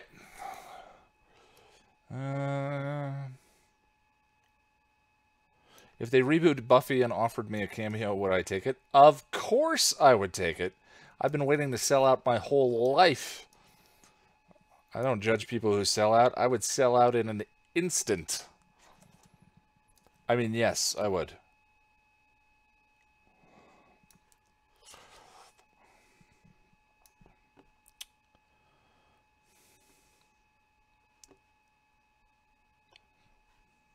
I mean, can you help with my question regarding Whedon uploading everything to Facebook? I don't know that I'm not a Facebook snob. I just don't know much about it. As the new Snyder. Oh. I could be Snyder. Facebook not syncing audio. Facebook, 1, 2, 3, 4. Always find your angel guide opening a little trippy. I dig it. All credit to Assad, of course. A fan sent me the Buffy intro, and I was like, dude, can I pay you to do an angel intro? And he said yes.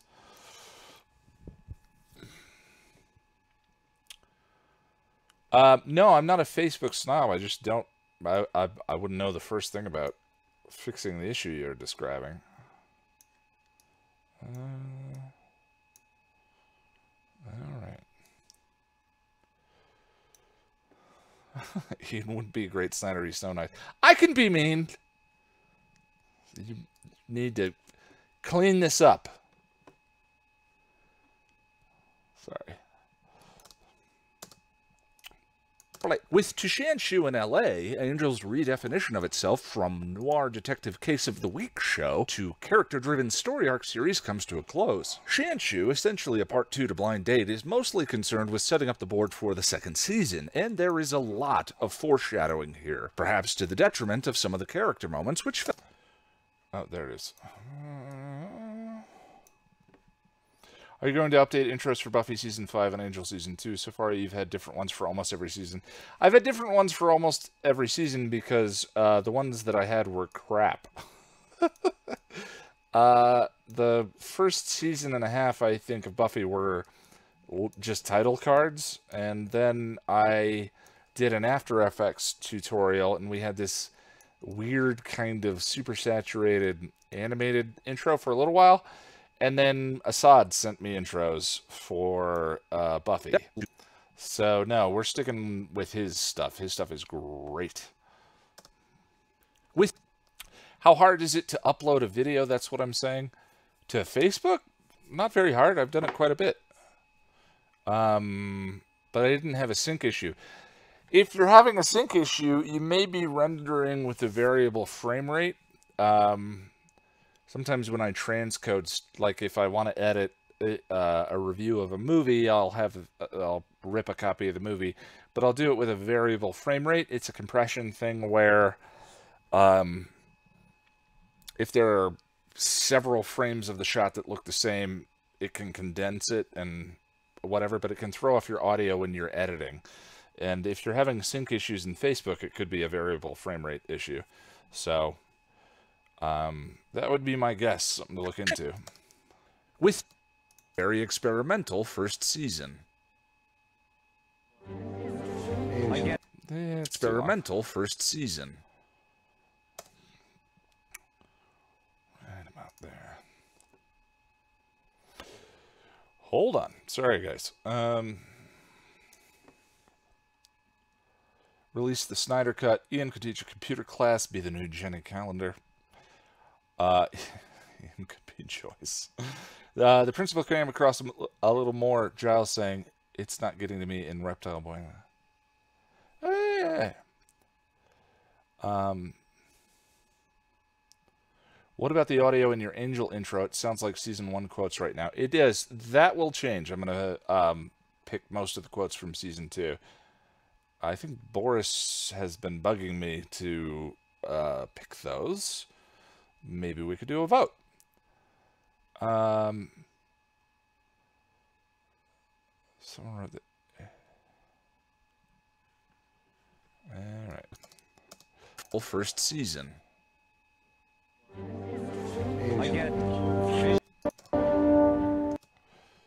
This doesn't need a gap. Oh, undo.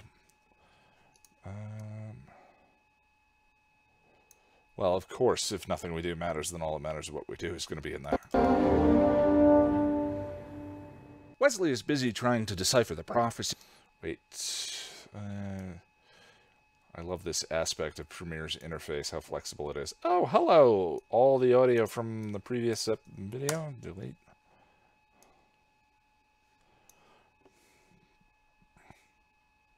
That's arguably one of the most important quotes of the show, but yes.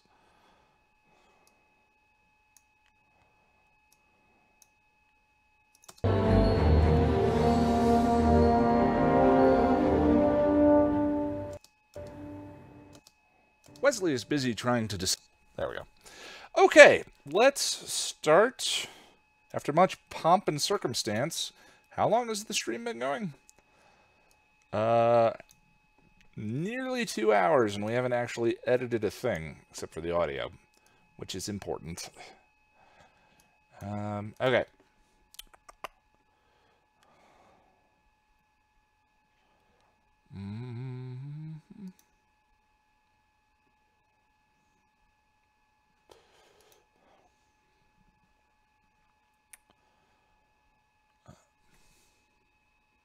There we go. Episodes. Angel. Shanshu. Zoom in. We don't need my breath there. With to Shanshu in LA. Alright.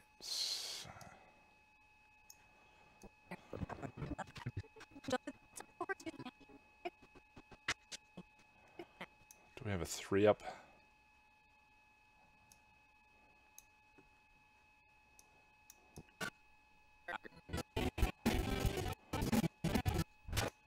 Oh, Mandy!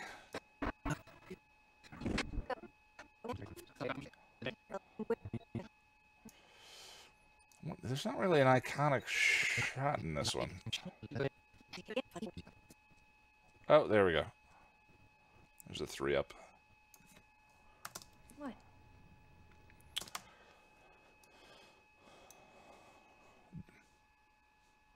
Came and you gave without taking. Oh God, I need to do a Mandy karaoke video. I'm much better at no diggity. John, are you here? I saw John while we were doing the audio tests early on.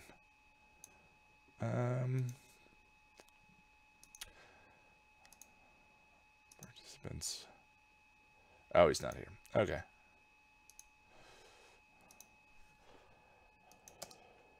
With to Shanshu in LA, Angel's redefinition of itself from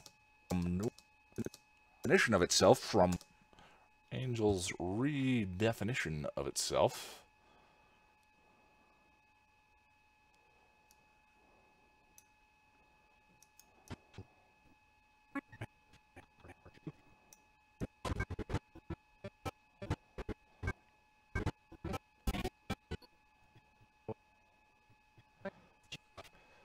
Man, the cinematography in this one is so boring. It's a good episode, but man.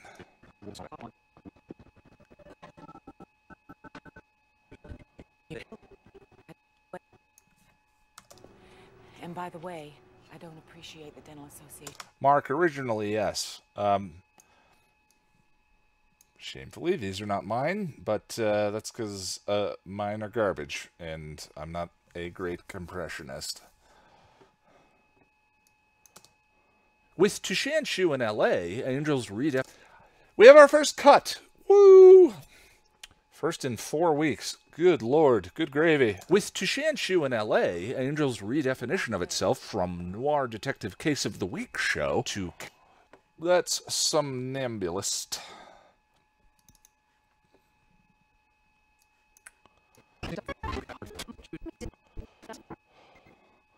Where's the montage? The montage.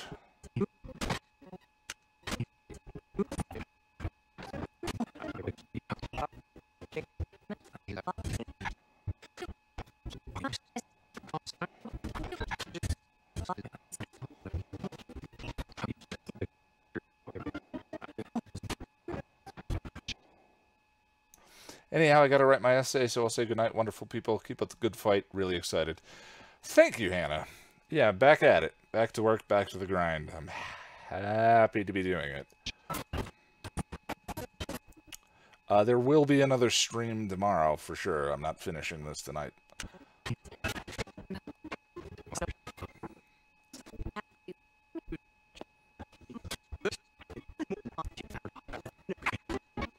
There it is.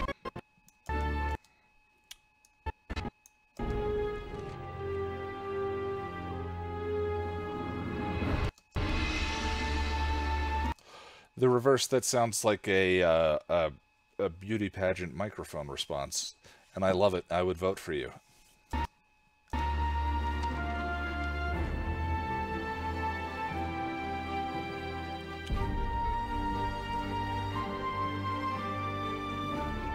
That's so noir. I'm out. Live long and prosper. Bye, Joshua. Thanks for hanging out. And peace and long life.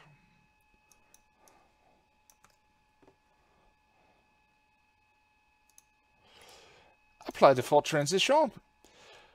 Oh my god, it feels good to be editing again. Wow. Shanshu in LA, Angel's redefinition of itself from noir detective. That's too loud.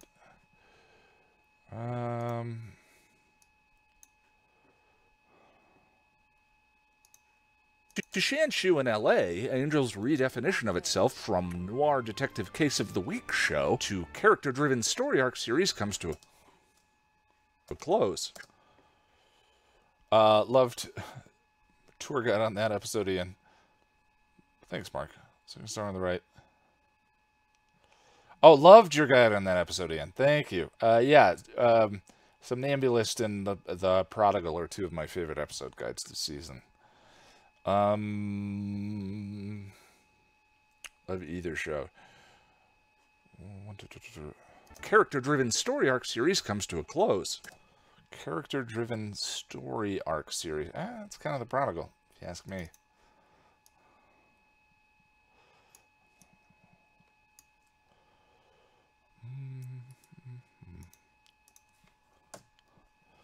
And save. With Shanshu in LA. Yeah, 5x5 is the best guide. That's one of the best videos on the channel, I think. Super dense, but not too meandering. With Shanshu in LA, Angel's redefinition of itself from noir detective case of... Still too loud. This is fun to watch you do. Well, that's good. Editing is a slow, methodical process, so hopefully it's entertaining, because having you guys here definitely helps me work. With Shanshu in LA, Angel's redefinition of itself from noir detective case of the week show to character-driven story arc series comes to a close. Shanshu, essentially a part 2 to Blind Date, is... Shanshu, essentially... Shanshu?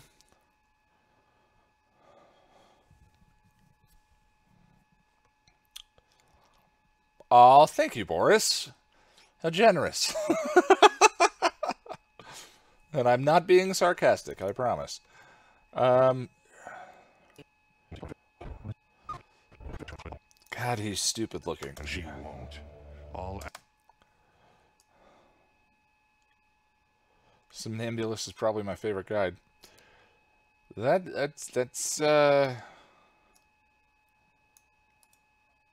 is a... I appreciate that. Thank you. Essentially a part 2. I think by 5x5 along with its Buffy crossovers are some of your best guides. I appreciate it. What's your favorite recurring character not considered main cast? I mean, other than Faye, which is kind of like the cheating answer.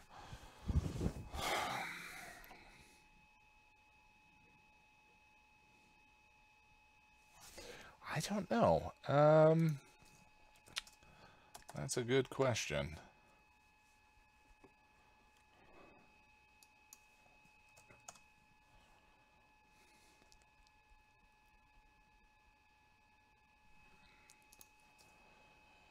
I mean, I really like her counselor. He's not really a recurring character, though, if he dies in one episode. Yeah, Lorne kind of counts. Unfortunately, he's not core. Holland Manners is great. Who is my favorite recurring character? Oh, Ethan. Duh. Ethan, absolutely 100%, no questions asked. Ethan is the best recurring character. Recurring non-main cast character. Yeah. Yeah, okay, Lorne's in the credit sequence, so yeah, he's not a, he's a core cast. Oh, of Angel. Alright, well, Ethan's my favorite one on Buffy.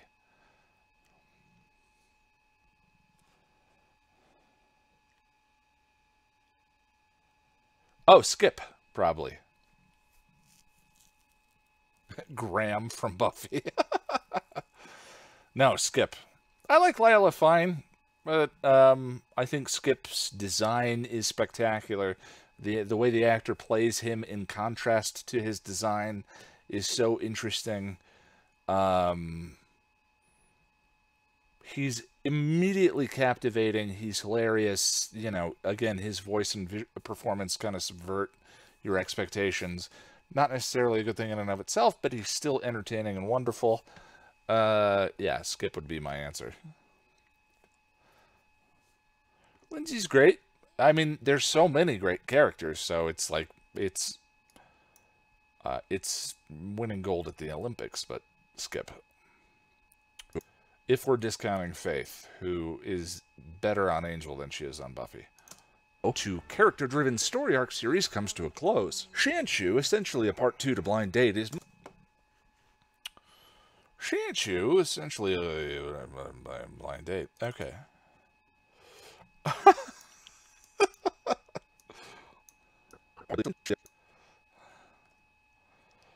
Oh, boy.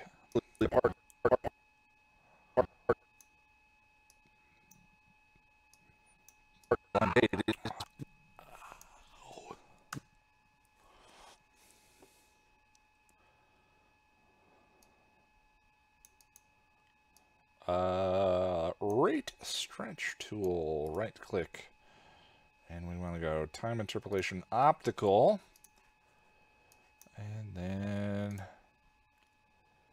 render selection. Noir Detective Case of the Week show to character... Oh wait, we didn't turn down Gun's volume.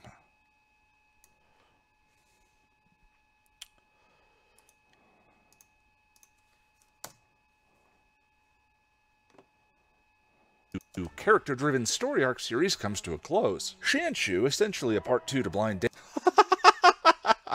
Oh. Yeah, let's turn down that volume a little bit. Close. Shanshu, essentially a part 2 to Blind Date, is mostly concerned with setting up the board for the second season, and there is a lot. Is mostly concerned with setting up the board for the second season.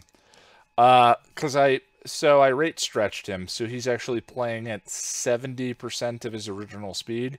So I say, oh, he sounds like, oh, which is a little distracting, but fun, but distracting.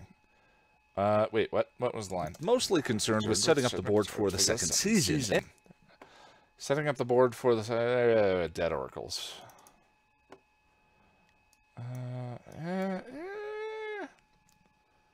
Dead Oracles?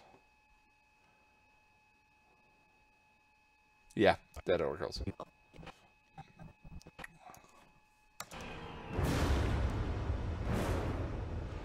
Looks like someone's not a fan of the Renaissance Fair. Boom! I don't know. Sorry. I'll drink for that.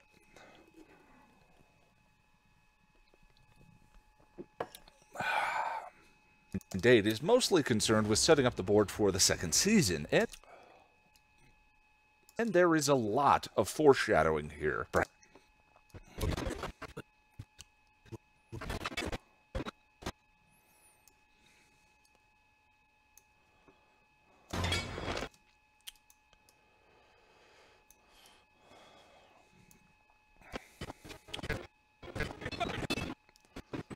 It's like the sword fight with Buffy, except who cares?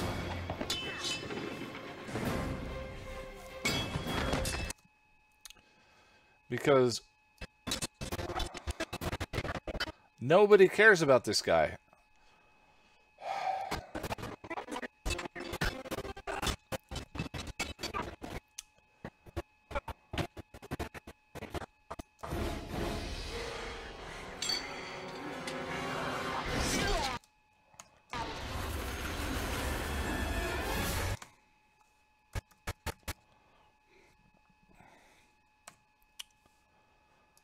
We do care for Angel surviving. I agree with that.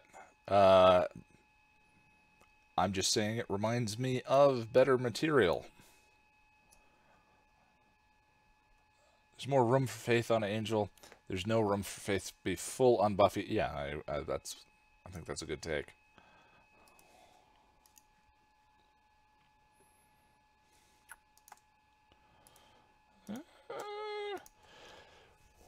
Was that face supposed to be scary without the mask? Yeah, he's got, you know, real sinus congestion and, you know, gout. season, and there is a lot of foreshadowing here, perhaps to the detriment of some of the character moments, which felt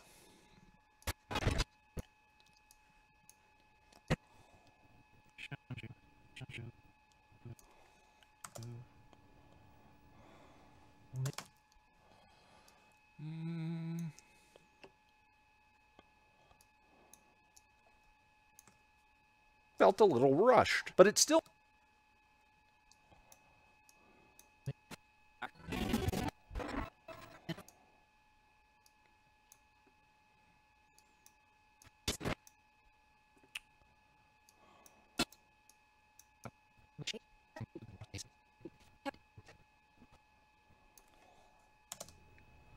it's just like...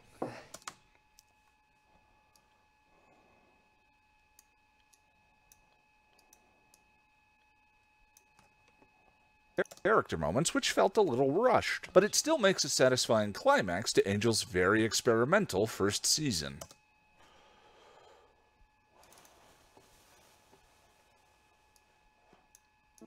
How's the stream holding up? Frame rate, 1080p.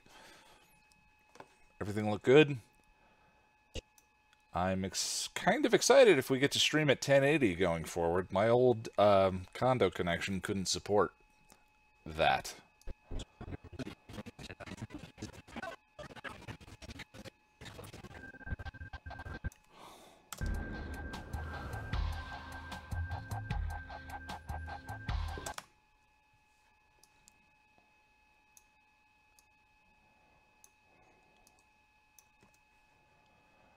And save. Okay. With Shanshu in LA, Angel's redefinition of itself from noir detective case of the week show to character-driven story arc series comes to a close. Shanshu is good. Glad to hear it. Thank you. Essentially a part 2 to Blind Date, is mostly concerned with setting up the board for the second season, and there is a lot of foreshadowing here, perhaps to the detriment of some of the character moments, which felt a little rushed, but it still makes a satisfying... It's a transition. To the detriment of some of the character moments, which felt a little rushed, but it still makes a satisfying climax to Angel's very experimental first season. I get visions. We do things a certain way.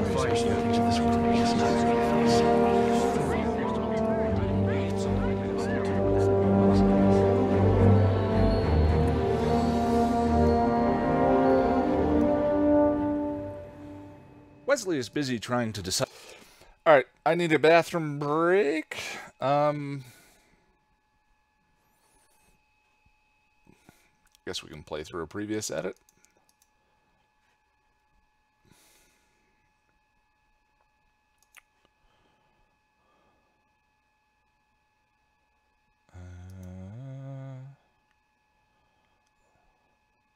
The Prodigal, the Ring. That's funny. Well, that's broken. Anyway, I will be right back. BRB.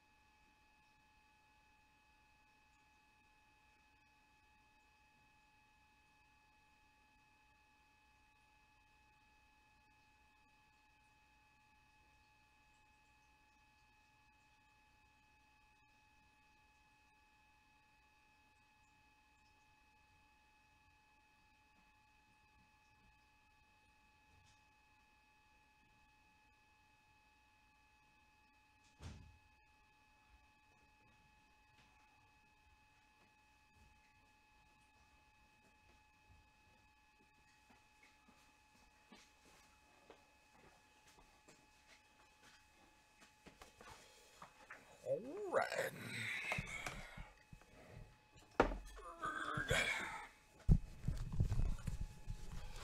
Good night, Beach Girl. Okay. I see the coffee machine is right over there, and it smells delicious. Assets bare chest. Don't remember what that was.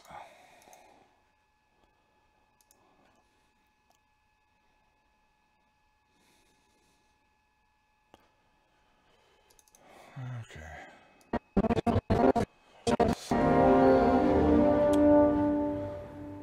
Wesley is busy trying to decipher the prophecies of aversion that... Oh, I need the script open, which I think I already have. How do I set up XSplit? There we go. Shanshu, this word is pivotal for what it says about a vampire with a soul.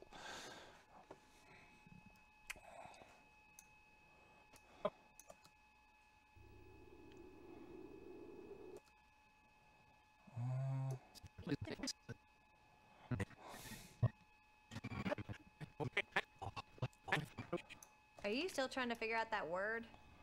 What's taking so long? We'll do that one.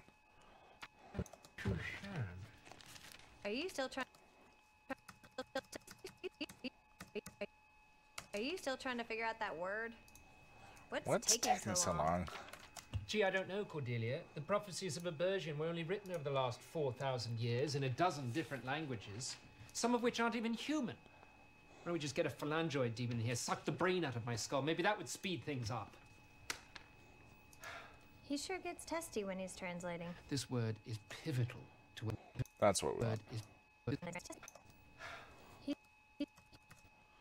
Yeah, dear, there's a little rough. He sure gets testy when he's translating. This word is pivotal to what it prophesies about the vampire with a soul.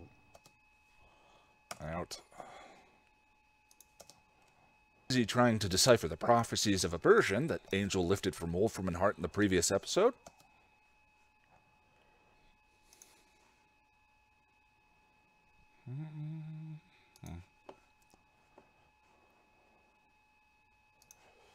He does look sexy.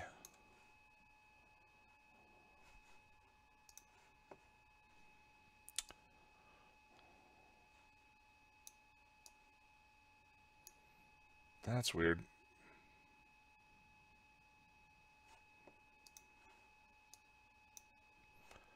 That's weird.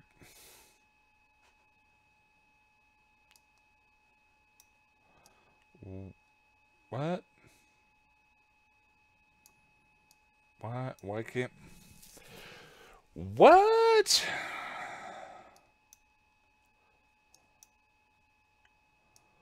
Well, why can't I move that up a track?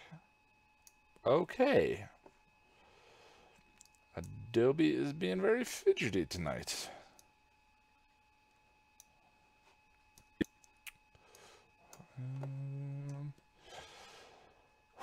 All right. Back in the groove. Let's get it done.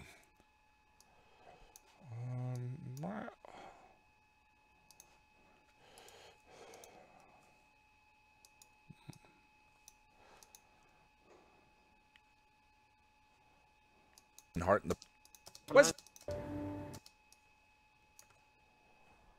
Wesley is busy trying to decipher the prophecies of aversion that Angel lifted from Wolfram and Hart in the previous episode. He sure gets testy when he's translating. This word is pivotal to what it prophesies about the vampire with a soul. Minor correction to something I said in the previous episode guide. The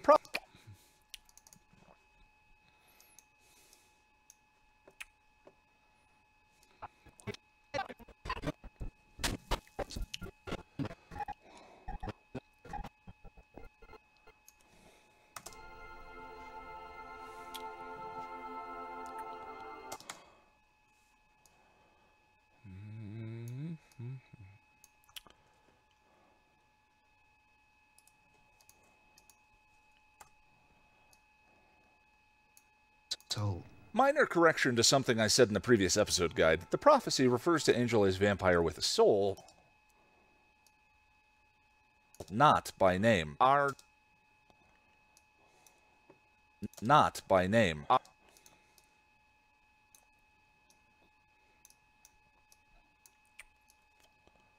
Angel is vampire with a soul, not by name. Our trio gets an unexpected visit from David Nabbit.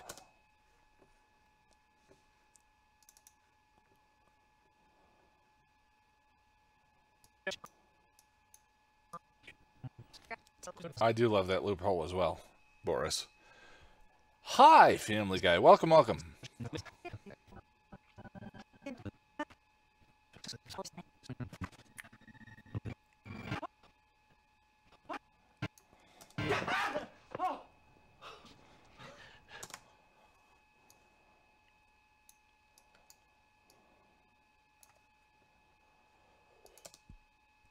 With a soul, not by name. Our trio gets an unexpected visit from David Nabbit, who I still like, but whose presence generally slows the episode to a crawl.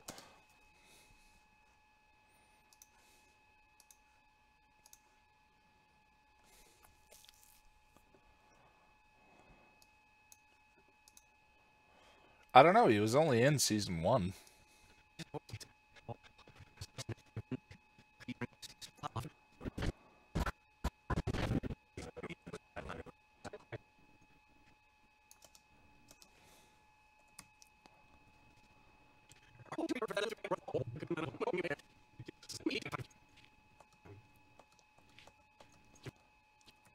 You fight demons. I know, Boris.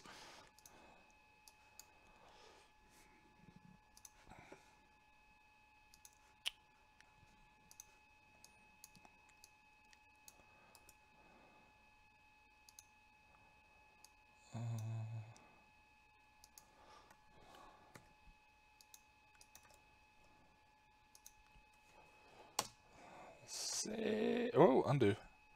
Save. Oh, it feels so good to edit. Oh, I needed this.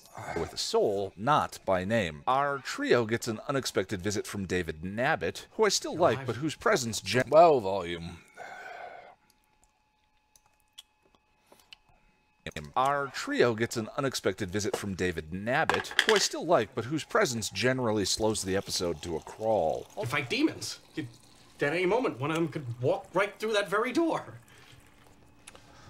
Although Angel sort of absent-mindedly... Yeah, Nabbit would have been good on Supernatural. I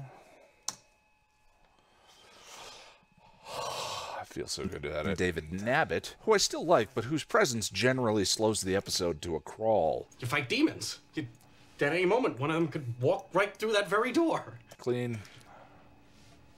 Although Angel sort of absent-mindedly putting the axe on top of the filing cabinet is a cute little visual image I really like. The mundanity of the supernatural. Speaking... The mundanity of the supernatural.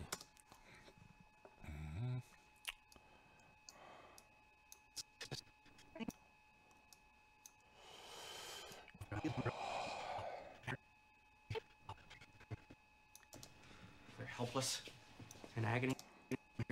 There we go. Turn to, so they come here to you. Mundanity is a word? Who knows?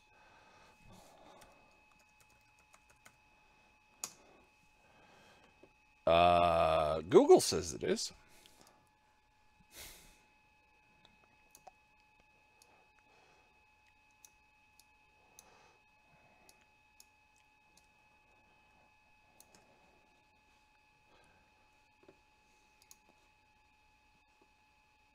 Unless mundanity. No, I pronounced it fairly well.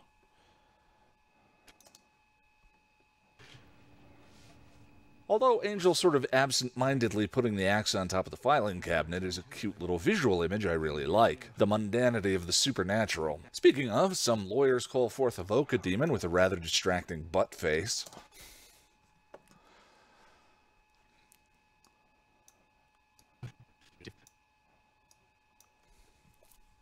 Thank you, Emily.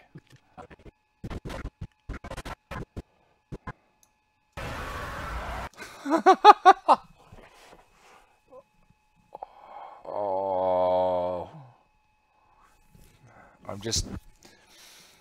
How lowbrow do we want to get?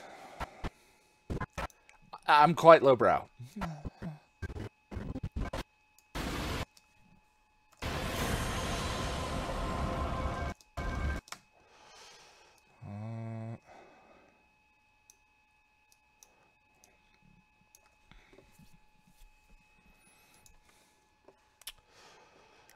Okay, well, we'd better break out the arrow. Boris, I am at peace when I'm making stuff.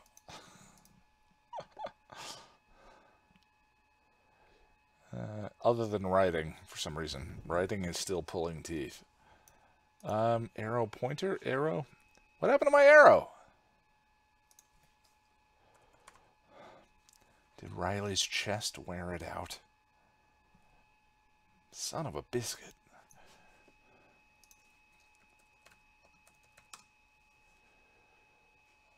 That's the one.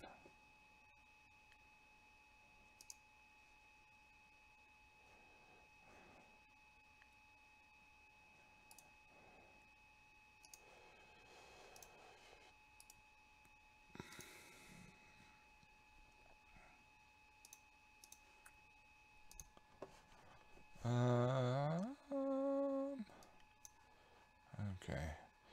To Shanshu. PNG.pic. That sounds like it didn't work. Also, oh. Right. Did I spell arrow wrong? I think I spelled arrow wrong. No. A-R-R-O-W. A-R-R-O-W. Premiere. So, am I crazy? Is it case sensitive? A-R-R-O-W.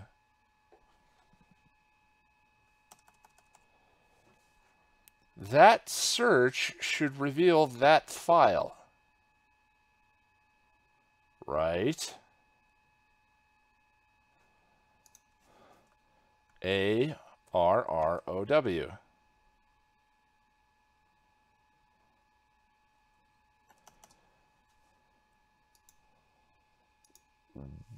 What?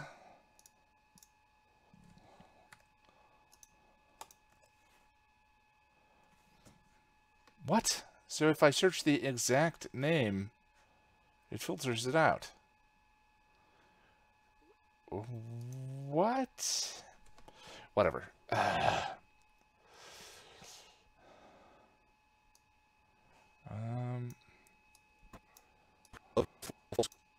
Some lawyers call forth a vocal demon with a...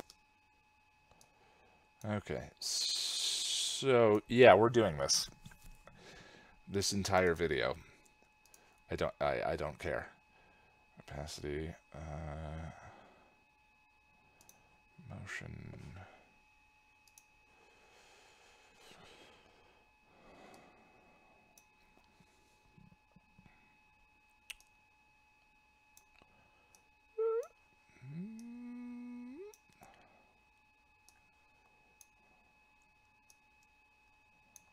The rather distracting butt.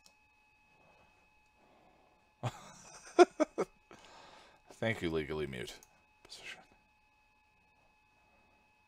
Butt face.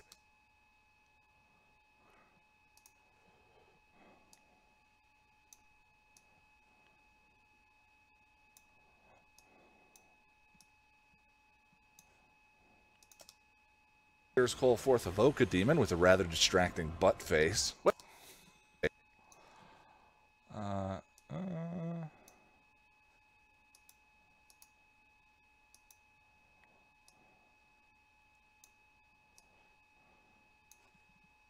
Lawyers call forth evoke a demon with a rather distracting butt face. What?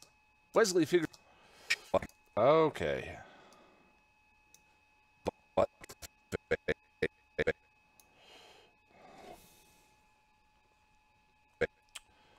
This is why I was like, am I doing this? No, because I'm going to do this. I can't not track the arrow to the butt face. I mean, if you think I can, it's like you haven't been watching the channel. With a rather distracting butt face. It's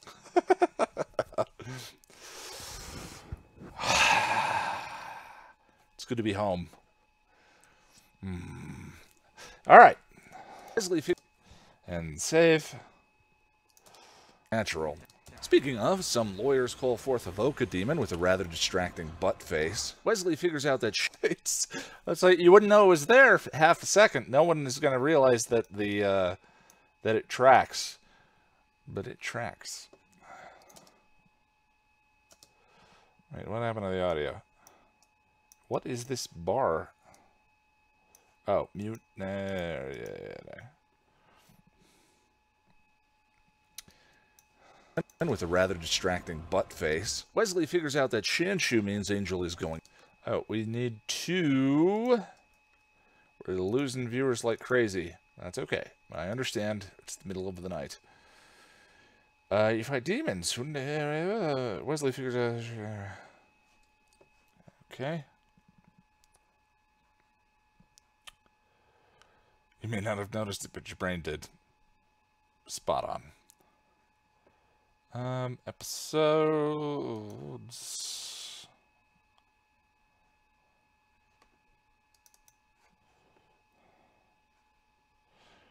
I feel a little bad for the actor in the butt chin. He's been in some other stuff. He's one of those guys. Oh, that guy. Yeah, yeah. Concerned.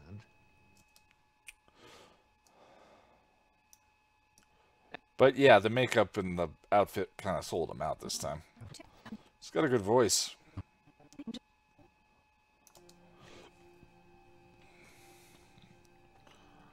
Angel's going to die?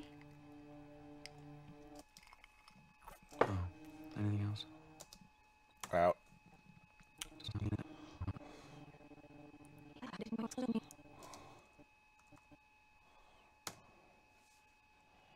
Wesley figures out that Shanshu means Angel is going to die. Oh,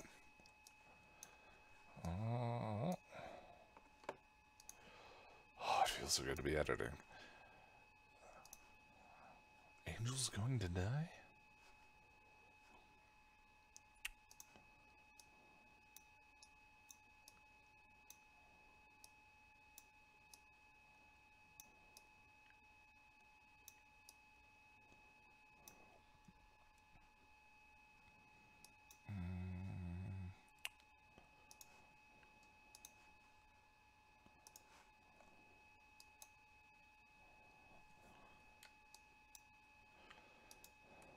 No, come on now.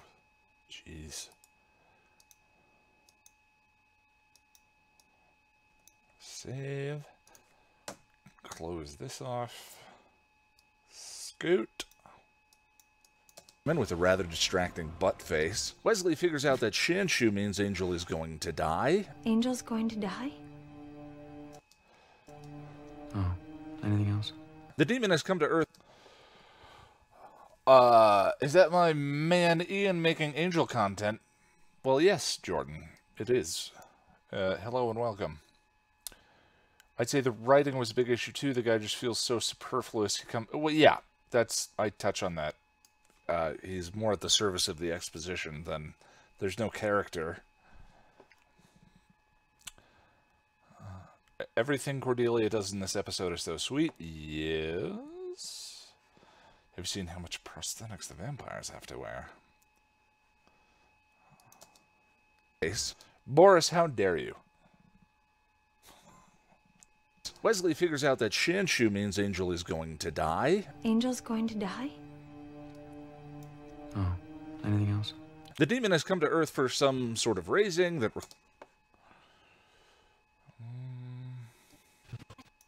My girlfriend just saw the Wild at Heart video for the first time about an hour ago. What Wild at Heart means to me, or the Wild at Heart review? But both were labors of love, for sure.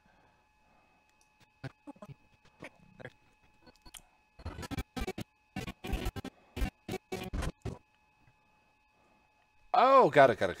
Sorry. Is she okay? Should you be giving hugs instead of talking to us? If so, I totally understand.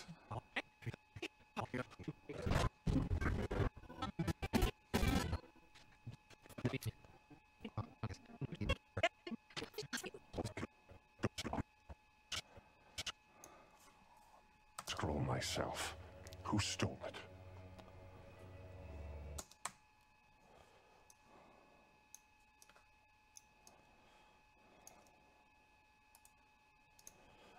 Yeah, ZZ Restless will be after this video. I did that on purpose. Restless is going to be a major undertaking, and I didn't want to do it coming back from my break, moving and selling my place and so forth. Oh, anything else? The demon has come to Earth for some sort of raising that requires the stolen scrolls to be pulled off. Interesting. What are the plans again for after these seasons? You said you were taking a break the way you do Firefly. Well, so February is also Oscar season, so I'm doing Firefly. I'm going to do all the Oscar nominations, all the Best Picture nominations. Also, I saw a documentary that was spectacular. Got me thinking a lot about focus and meaning and success in life and all that stuff. So, Firefly, the Oscar stuff, and then probably from there segue back into Buffy Season 5, Angel Season 2. The demon has come to Earth for some sort of raising that requires the stolen scrolls. You're trying to do all the Oscar movies again. Hopefully you can get them all done this time. Well, this time, Boris, I'm unemployed. Except for this. So, should be easier. The demon has come to Earth for some sort of raising that requires the stolen scrolls to be pulled off. What was the line? I am summoned for the raising, that very thing that was to bring Angel down to us. I could be on the show. Angel. I don't need, you don't have to shout good luck at me, Boris, sarcastically. I can do it. Angel. I am summoned for the raising. There it is.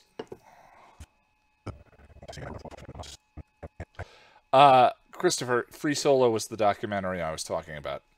Fantastic.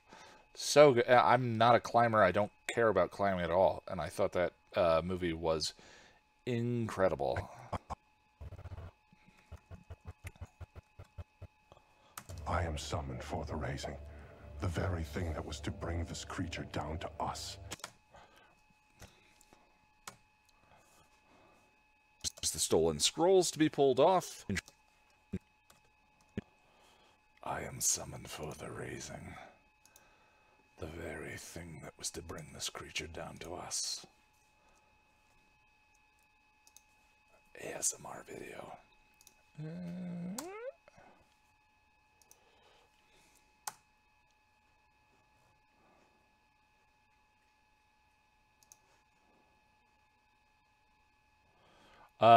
Yes, Free Solo. Here, let's watch the trailer. Video's gonna get flagged for some reason. May as well be for a good reason.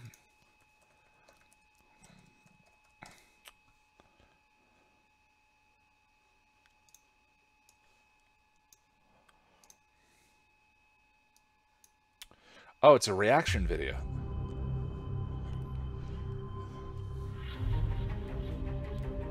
Does it feel different to be up there without a rope? It's obviously like much higher consequence. People who know a little bit about climbing, they're like, oh, he's totally safe. And then people who really know exactly what he's doing are freaked out. I've thought about all cap like for years, and every year I'm like, that's really scary. I'll never be content unless I at least put in the effort. El Cap is the most impressive wall on Earth. It's 3,200 feet of sheer granite. It's the center of the rock climbing universe. Scariest movie I've seen all year way scarier than any horror movie. I get interview questions about it all the time. Oh, would you like to do that? And you're like, yes, for sure. So you have a girlfriend now, I heard. It's awesome. Pretty much makes life better in every way. It's really So, again, no ropes. hard for me to grasp why he wants this. But if he doesn't do this stuff, he'd regret it. Everybody who has made free soloing a big part of their life is dead now. I haven't been injured in like 7 years. I suddenly start getting injured all the time. What if something happens? What if I don't see him again? It was so good! I walk away, but it's like, I don't want to. I've always been conflicted about shooting a film about free soloing just because it's so dangerous. It's hard to not imagine your friend falling. That's, so again, I mean, look at that shot. No rope. Falling through the frame to his death. I think when he's free soloing, that's when he feels the most alive, most everything.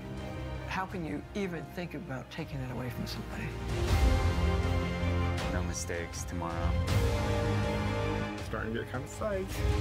If you're pushing the edge, eventually you find the edge. I can't believe you guys are actually gonna watch. Hey Jimmy, do you copy? Just started climbing.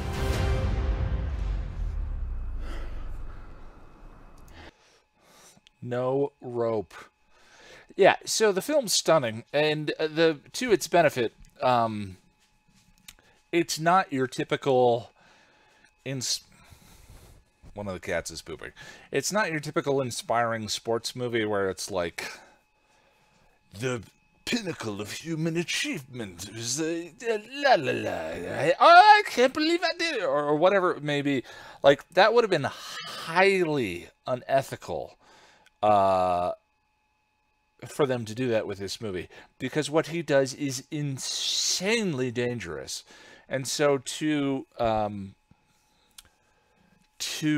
celebrate it, to make it sort of like heroic or whatever, would have been massively it would have been a terrible idea. So the movie has three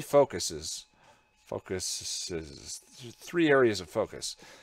Him, his mentality, his background, his history, his family, his relationships, and how his willingness to take his life into his own hands affects his relationships, and then the camera crew itself, and the ethics of shooting a documentary in which the subject of the documentary may die while filming. It was a wonderful movie, and I went and saw it because my sister wanted to, and have been thinking about it since, so highly recommend. Anything else? The trailer is making it heroic. The trailer is making the... Well, I don't know. I can only tell you what I got out of the movie, which is that it balanced it properly. I mean, there's a question of ethics when it comes to filming someone do what he's doing. And there's long sections where they talk about all the free solo climbers who have died. So the trailer makes it look watchable to me, but I'm not sure. I don't know about heroic.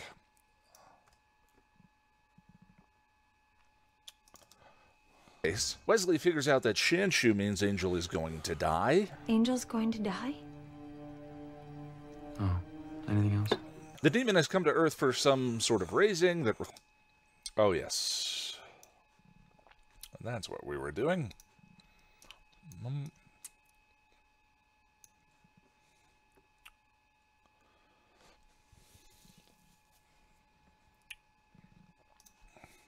I thought they balanced it very well, and the ethical discussion actually comes up quite a bit in the movie.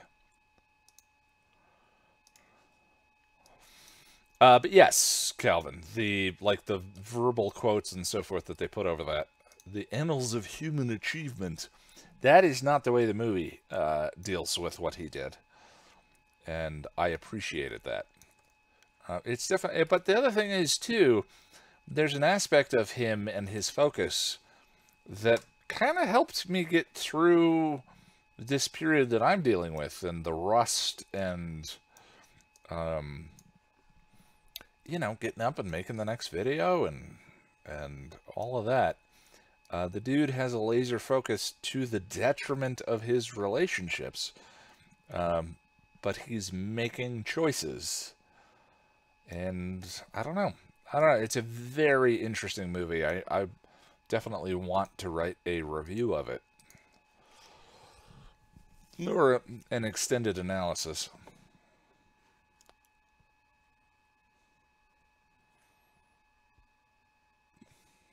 Anything else?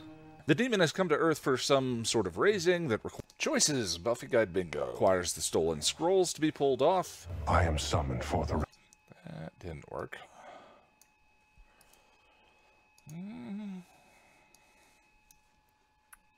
The stolen scrolls to be pulled off. I am summoned for the raising.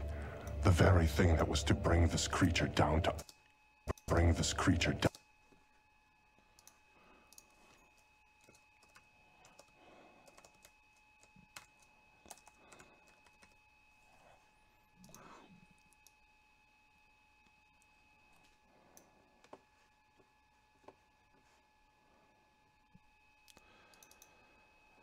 Sarah, that's a constant for me.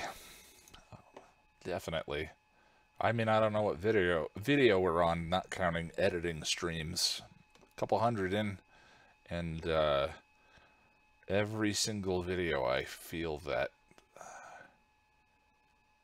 sense of, okay, just have to get the next one done. Kazlan.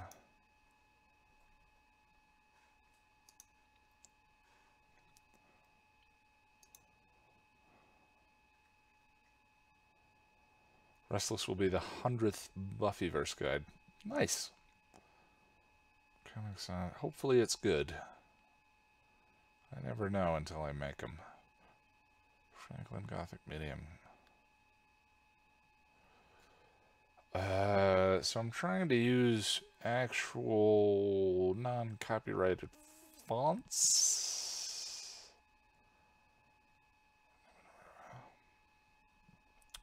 Thank you for everything you do. It's very high quality and entertaining. I appreciate it. I try. I definitely try. Doesn't always get there, but Trajan, down to us. I think Trajan is Trajan.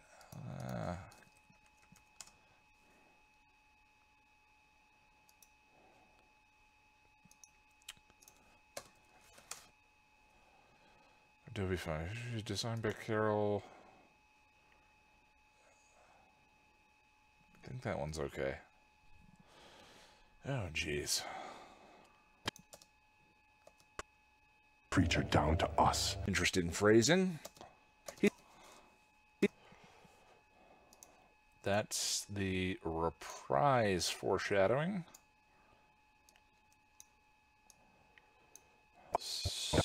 Down to us. Down to us. So I want to crop off the text. So crop. Gotta go big for the 100th. Need to face cam shots, cats doing weird things, the works. Here's what Josie thinks of Buffy. And she's licking her butt. Crop. So other way. So we want to do right. So this is a simple text reveal in Premiere. Down to us. Down. Down, there's down. I'm going to highlight the audio and hit mark. To. So if we zoom in, you can actually just see in the waveform what he's saying. Down to us. So there's us. So we'll mark there. Down to us. So now that it's marked in the audio, so I'm going to double click on my text layer again and scroll down to the crop effect I added. So there's a keyframe right here for the end of the animation I want to create. So here, I'm going to add a keyframe. The text should be totally gone. So, gone. Now I go to the audio marker, down, add a new keyframe, and I'm going to reveal just... Oh, come on. Getting some lag, and it's annoying. So I reveal down. Now I go to the next audio keyframe.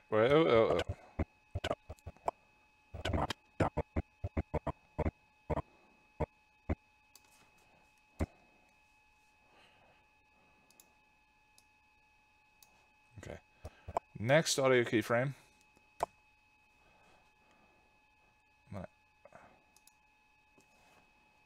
Oh, come on now. Down to...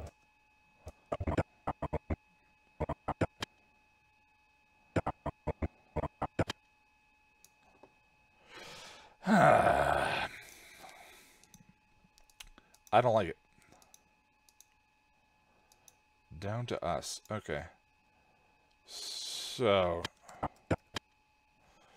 it's relatively quick, I guess. So we just want to do down immediately. Down. There's 2.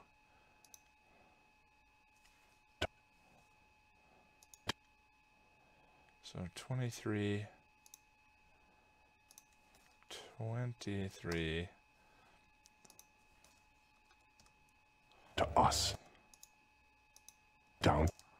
Down. To 2. Right, so there's the beginning of us. So back up 1 frame.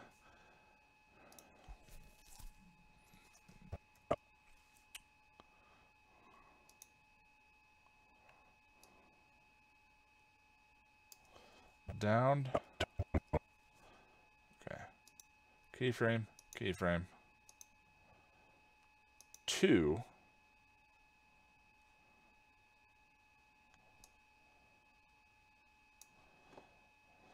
Us. So, 2. New keyframe. Over 1. And this one is us completely. I made that way harder than it needed to be. Ignore everything I just said. Down to us. Down to us. You're down to us. Okay. Save!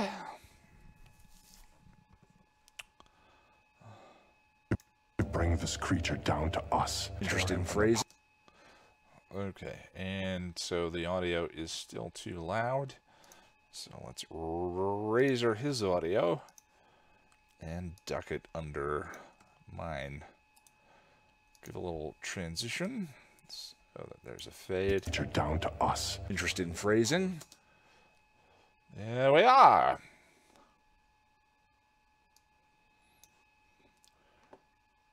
Totally, yeah, down to us. The remix. He sets about fixing the situation, which involves saturating Cordelia with all the suffering going on all around her all the time. Down to us. Downton Abbey was good.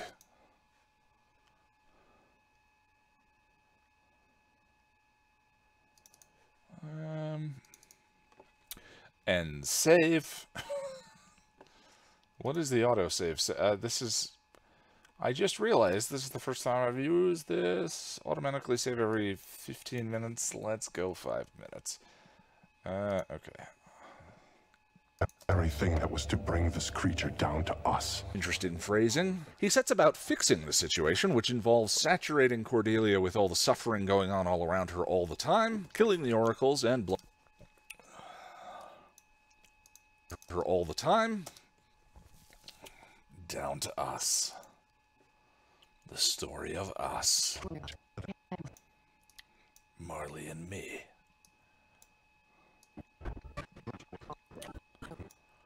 SpongeBob SquarePants is pretty good.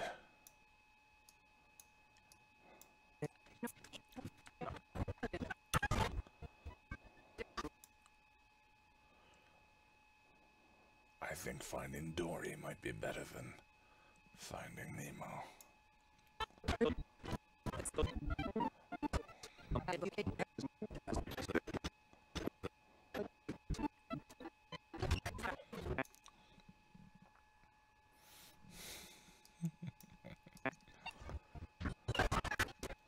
Puppies! Puppies, puppies, puppies!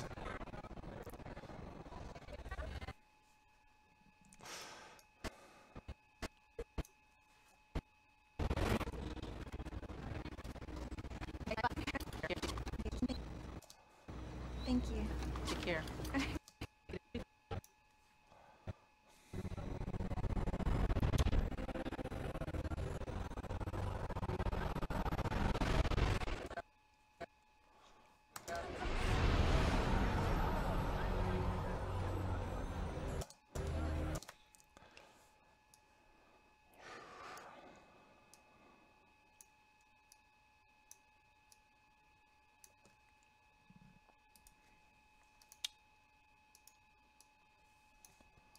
Phrasing? He sets about fixing the situation, which involves saturating Cordelia with all the suffering going on all around her all the time, killing the oracles, and the situation, which involves saturating.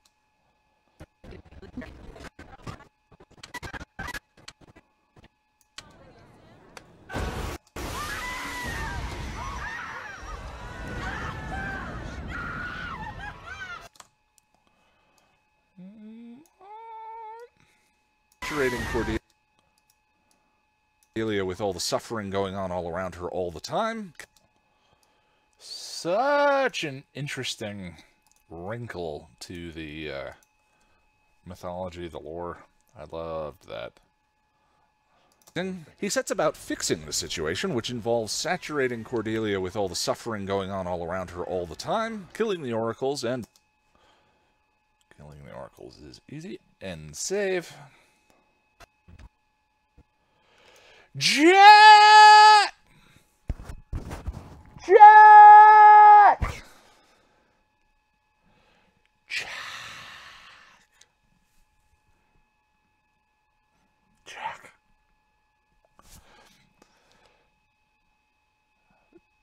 Jack. Sorry. I'll keep working.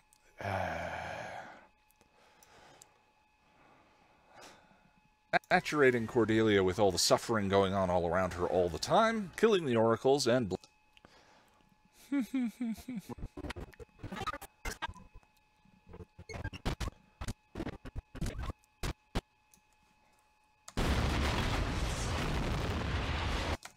That is a wonderful explosion.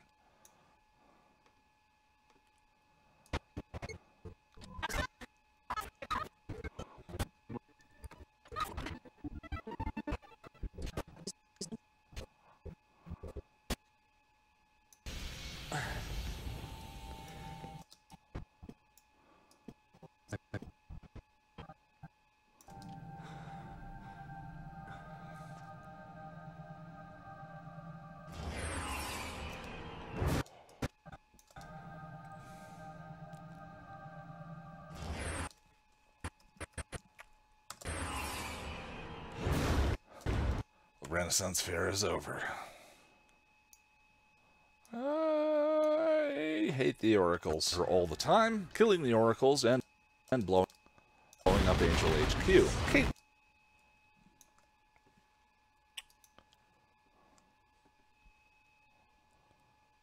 On tour with the Brittany. Hello, hello. Welcome, welcome. To me, working. still shadowing strange supernatural calls and takes the time to give in. Jack, we're 1080p. What do you think? Is it more details with the stuff? Poor oracles.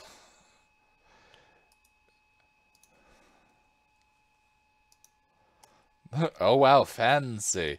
Yes, my new home has a very, very, very robust internet connection. And I built a new computer with an i9 and a 2070 and 64 gigs of RAM. It's very nice. Phrasing. He sets about fixing the situation, which involves saturating Cordelia with all the suffering going on all around her all the time, killing the oracles, and blowing up Angel HQ. Kate is still shadowing strange supernatural calls and takes... Yeah, I built the new rig. The old one was beeping every time I touched the desk. Only worked on its side. And, yeah, the work for the last 4 years was not backed up. So, we went whole hog.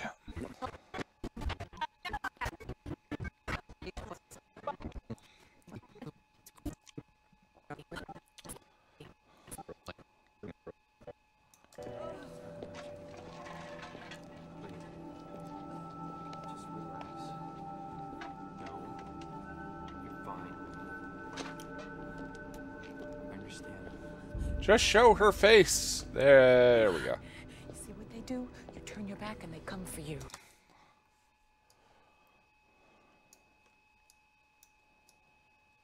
It's pretty fun. It is still shadowing strange supernatural calls and takes the time to give Angel more crap. Angel more crap.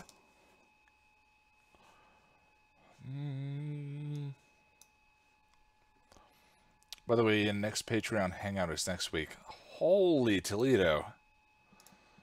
Good thing we didn't do Firefly. Wow. Cutscenes add nothing. Yes, totally agree. The kind that killed my father? Did you think I would... Did you say you got a 720 GPU, or did you say you got something else?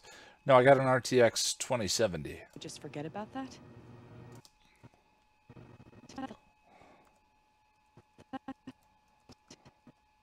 So not the best one.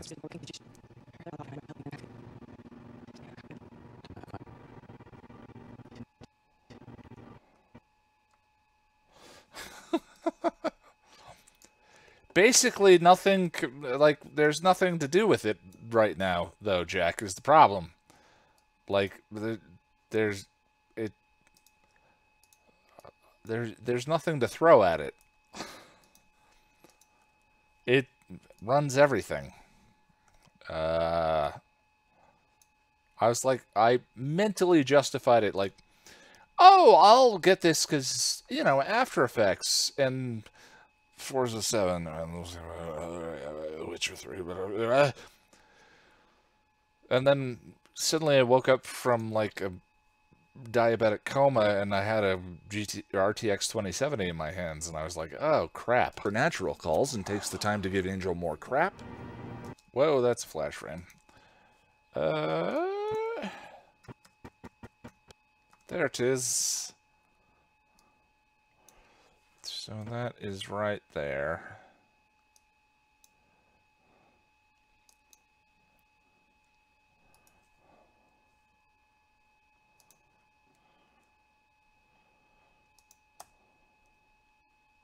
Yeah, no, this machine's overkill. But, I was like, on tour with Brittany. It's great to see this. It makes you appreciate the editing more. I'm just glad that any of you guys like watching me do this, because it's super helpful to me to be able to edit in front of you and have an audience and stay focused and get stuff done. So, it's just enough kill. Hey, Donut Dan. Welcome, welcome. Cordelia with all the suffering going on all around her all the time, killing the oracles and blowing up Angel HQ. Kate is still shadowing strange supernatural calls and takes the time to give Angel more crap. My kind. Your kind. The kind that killed my father. Crap. My kind. Your kind. The kind that killed my father. Did you think I would just forget about that? So tedious. What? There we are.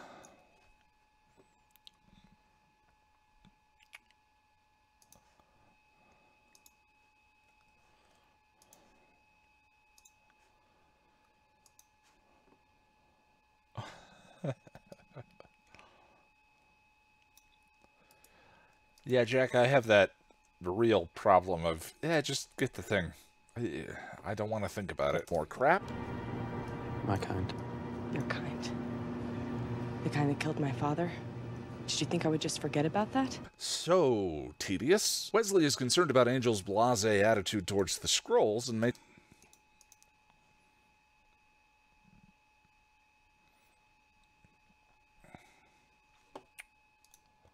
Tedious. Wesley is concerned about Angel's blasé attitude towards the scrolls and makes an observation that has informed a number of my perspectives on the Buffyverse show lore. The Buffyverse show lore? The Buffyverse lore. On the edit in audition. So tedious. Wesley is concerned about Angel's blasé attitude towards the scrolls and makes an observation that has informed a number of my perspectives on the Buffyverse show. On the Buffyverse. Well, let's try something, shall we? Perspectives that has informed a number of my perspectives on the Buffyverse. Angel's blasé attitude towards the scrolls and makes an towards the scrolls verse show lore towards the scrolls and makes a let's try something. Okay, here we go.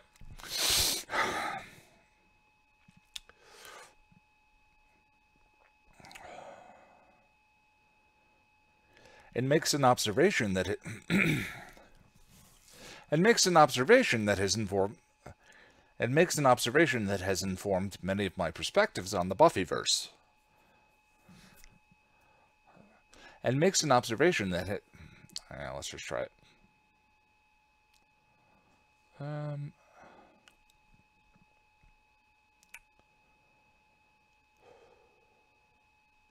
And makes an observation that has informed many of my perspectives on the Buffyverse. And makes an observation that has informed many of my perspectives on the Buffyverse. Nope. And makes an observation that has informed many of my perspectives on the Buffyverse.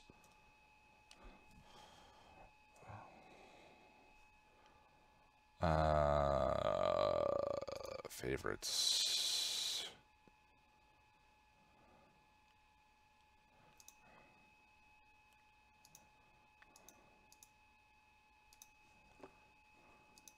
Rolls. And makes an observation that has informed many of my... Delete that.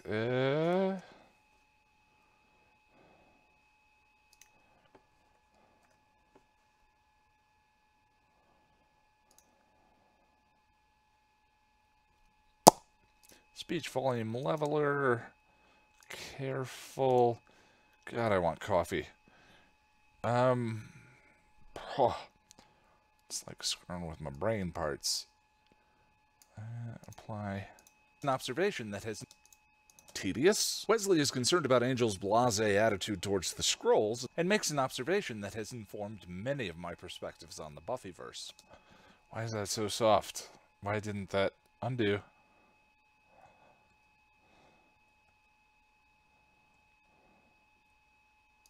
The scrolls.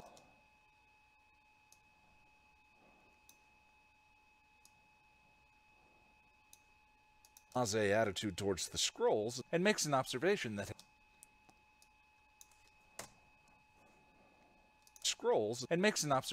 has informed many of my perspectives on the Buffyverse. Okay. So, all amplitude and compression, speech volume leveler, careful. Let's do 90. Towards the scrolls and makes an observation that has informed many of my perspectives on the Buffyverse. To demonstrate, Wesley takes... Oh, it's picking up that light too. Wow! Takes Cordelia's... Makes an observation. The scrolls... We're still... I'm just gonna deal with it.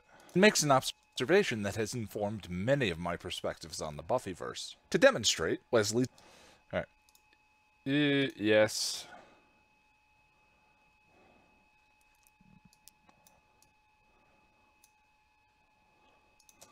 I would just forget about that? So tedious. Wesley is concerned about Angel's blasé attitude towards the scrolls and makes an observation that has informed many of my perspectives on the Buffyverse.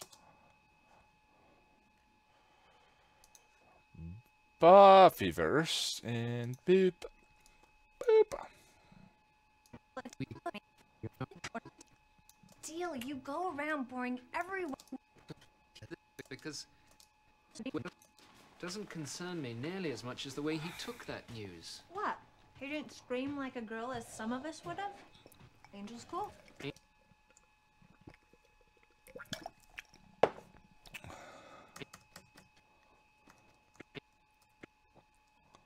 Angel's cut off. Death doesn't bother him because there's nothing in life he wants. It's our desires that make us because human. Out.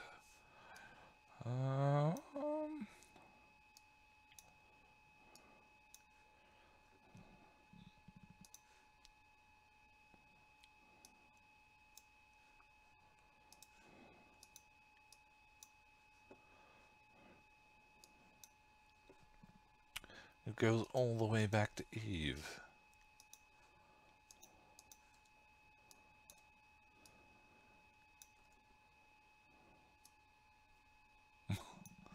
It plays like automatic in your head, huh, Boris? That whole sequence.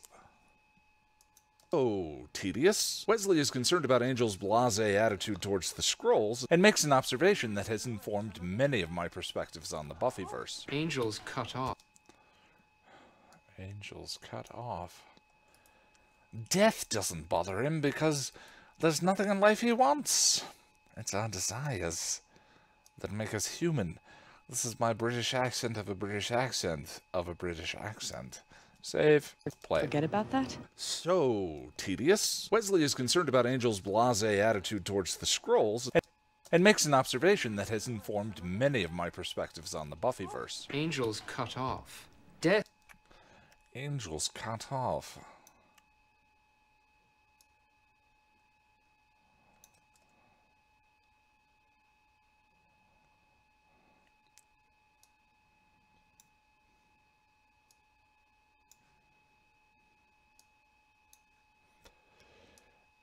Such a pivotal moment.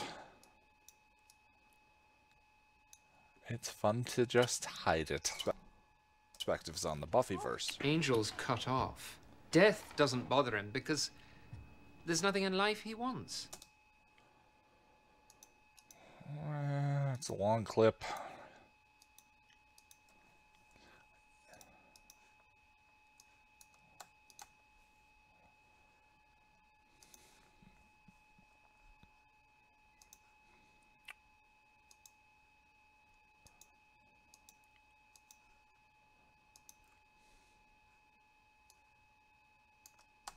How long does it sorry, Julie. How long does it take you to grow your beard back in after you shave it off? About a month. The hair I have that's not running for cover tends to grow quickly and with reckless abandon.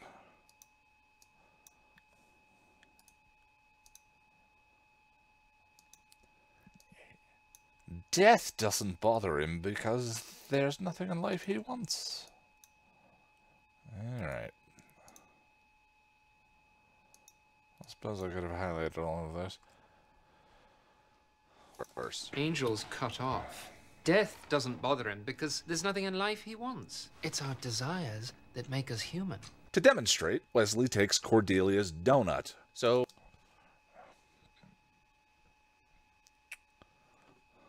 Cordelia's donut.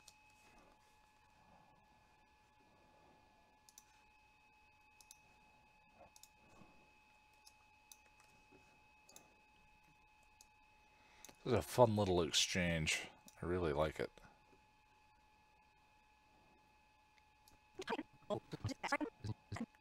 Because he doesn't want stuff? It's ridiculous. Hey, Hey, I want that. What connects us to life? Right now? I'm going with donuts. What connects us to life is a simple truth that we're part of it. We live, we grow, we change. But Angel...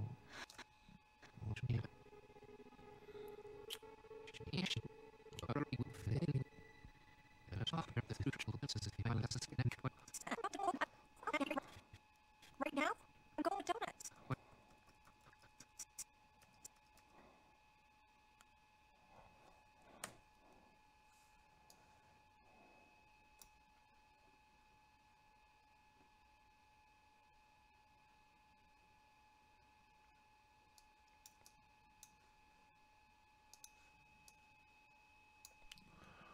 And save.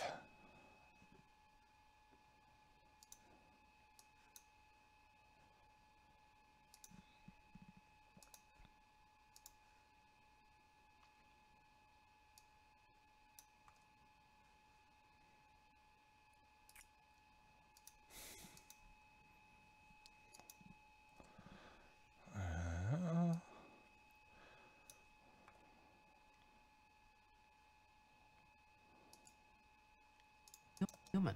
To demonstrate, Wesley takes Cordelia's donut. Hey, I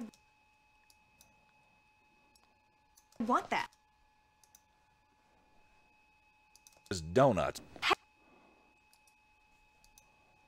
Oh, undo. It's our donuts that make us human.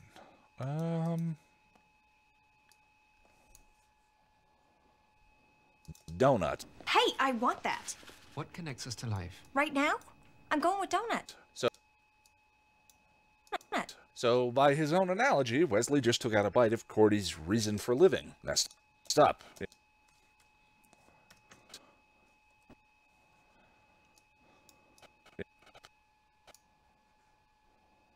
Oh, that's awesome, James. I've got two modes with people bite and avoid.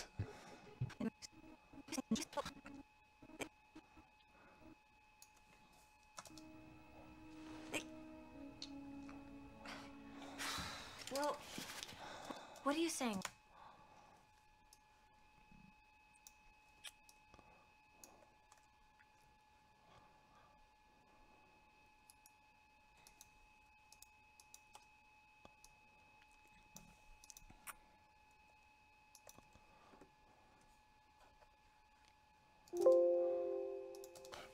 Cordelia's donut. Now on coffee and a donut. I've been stiffing coffee the whole time. I need to hook up the coffee maker. Cordelia's donut. Hey, I want that. What connects us to life? Right now? I'm going with donuts. So, by his own analogy, Wesley just took out a bite of Cordy's reason for living. Messed up, in a hilarious way. At the fair Cordy gets vision infected at, there is a dude singing an interesting piece of foreshadowing.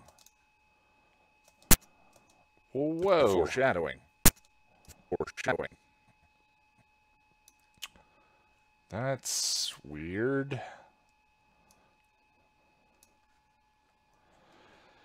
And save. Drink.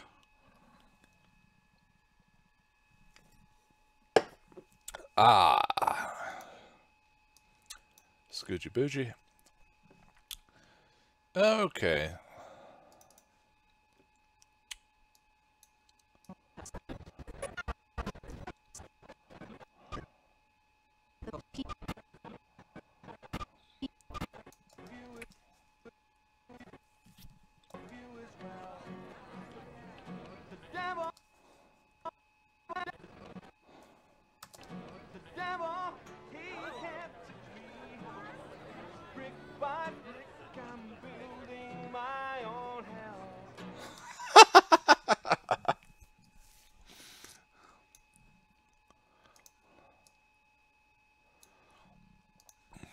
I don't know. It's probably very spoilery to call this foreshadowing, but the trajectory of the plot beyond these episodes is so bizarre. It's like, well, I don't really think it's that spoilery. He's describing the home office.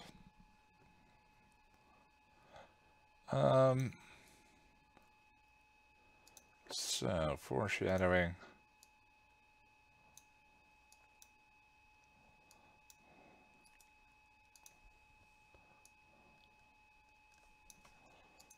At the fair Cordy gets vision infected at, there is a dude singing an interesting piece of foreshadowing. Oh.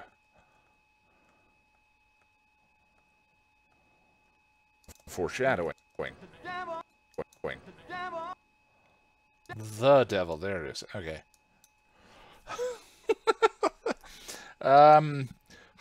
Razor. Down, do up that audio so you want to get a little more boost. And apply a transition. And down, same thing. At the fair Cordy gets vision infected at, there is a dude singing an interesting piece of foreshadowing. The devil, he can't brick by brick, I'm building my own hell. Okay. Foreshadowing.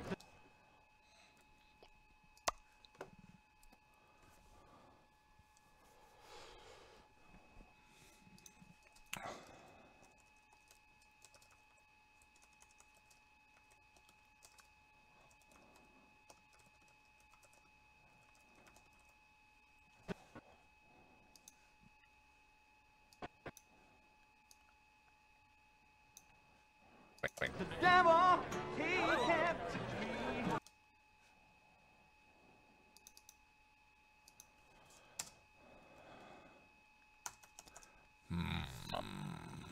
The devil, he can't touch me. The devil, he the devil.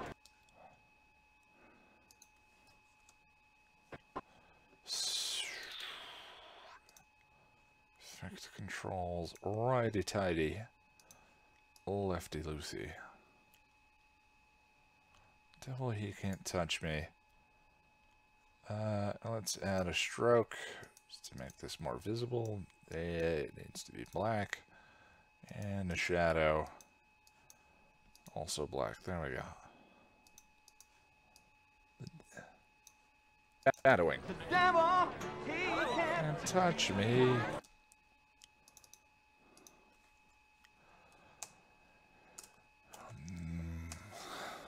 Because brick by brick.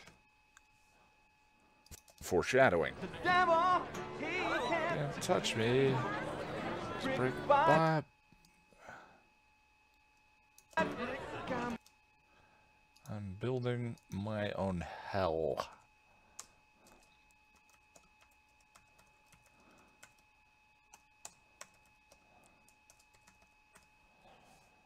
There we go. Going. The devil, he can't brick by brick, I'm building my own hell. All right.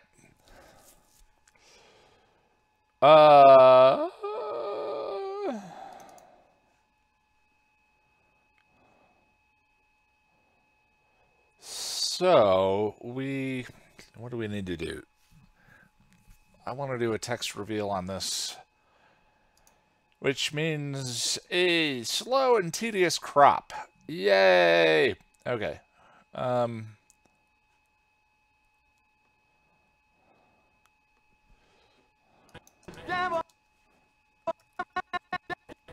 So here, everything's cropped out. Left.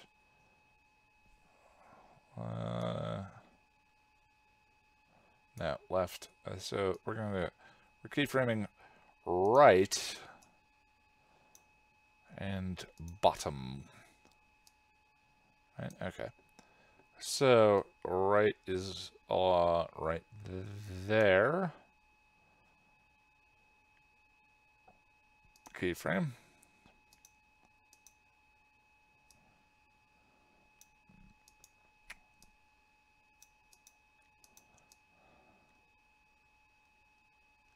There we go.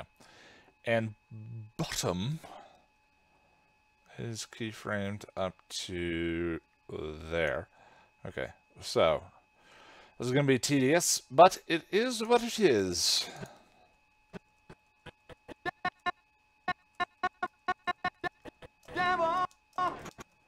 So this is the right there in the waveform. Oh, devil. Okay, so it's two syllables. This is the V. So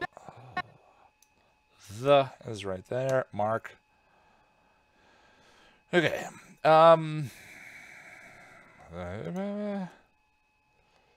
So crappy. So we're gonna go right. So this needs a keyframe there. Scoot in. We go over a single frame, and that should reveal the all the way. The de. So you just said de. De. Vol. We can go one more. So keyframe there. Vol. Devil.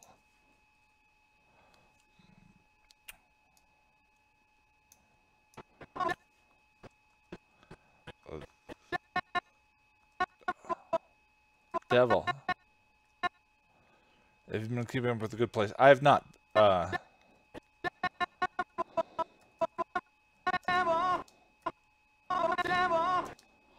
Looks good. He can't help me. Okay. So now we start to reveal the rest. So keyframe.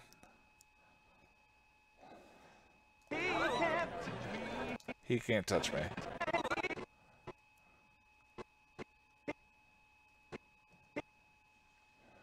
Right there. Someone just flushed the toilet? Everyone's asleep.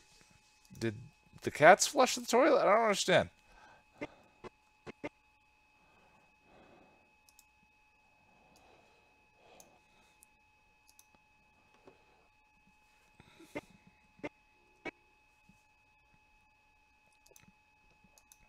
Okay. So I need to find the word he. There it is.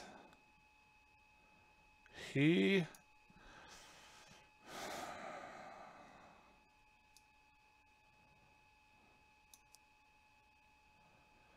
That's not going to work. Nope, no wing.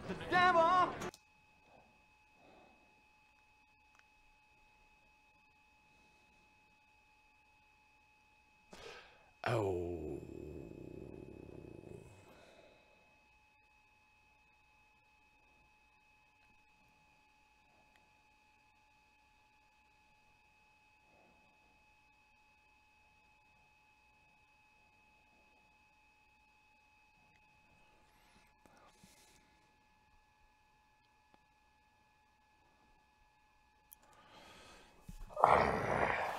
Devil. Jack, we did this with the Patreon videos. There's a way of revealing the text.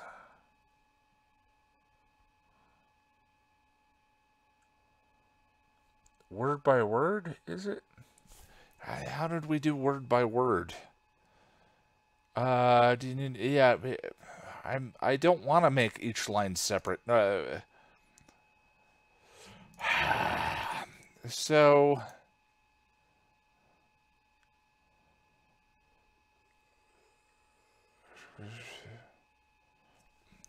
how did we do this? We did this in... Oh, I remember how I did it. Okay. Cheating. That's how I did it.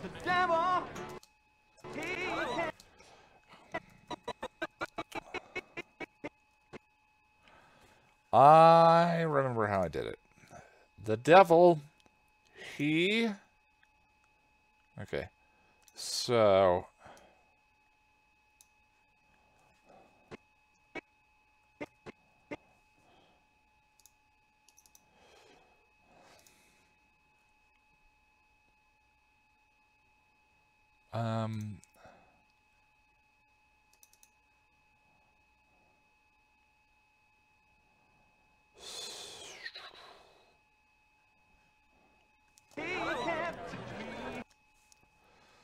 Okay. So, he can't touch me is the end of that line. Mark. Completely ridiculous. The devil.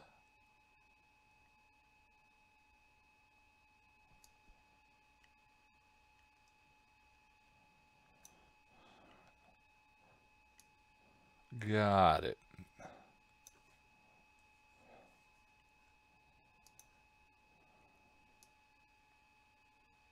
He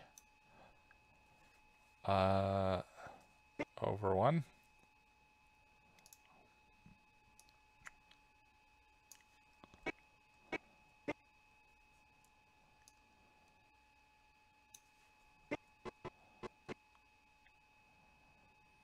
That's weird and awful.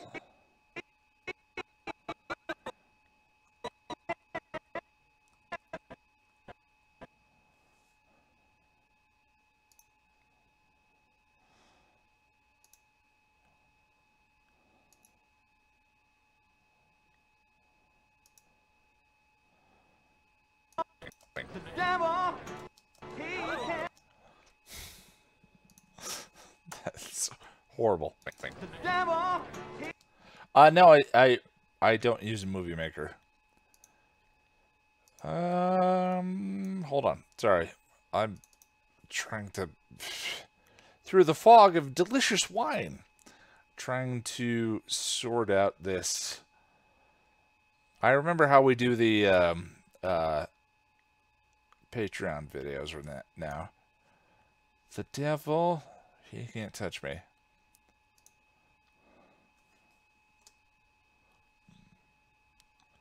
Oh, undo.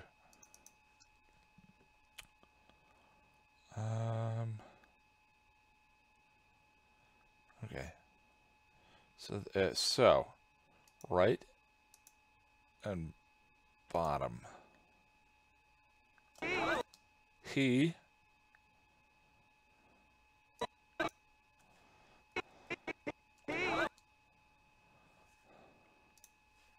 can't.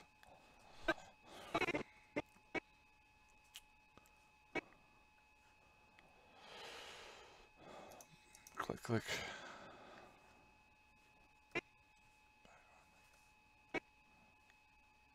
Okay. So.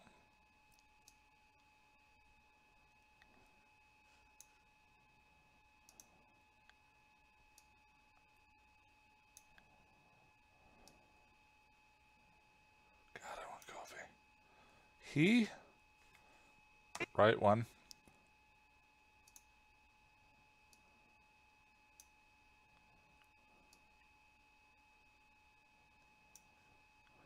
Okay.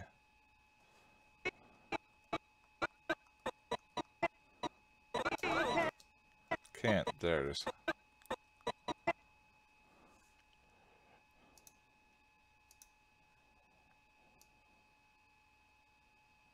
He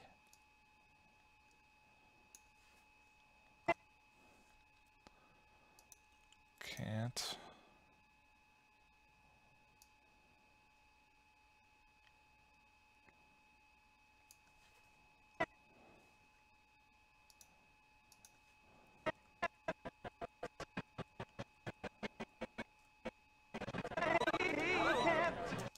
Touch is right there.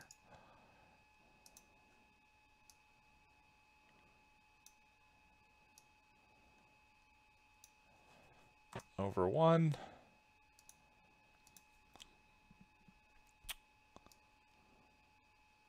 Touch.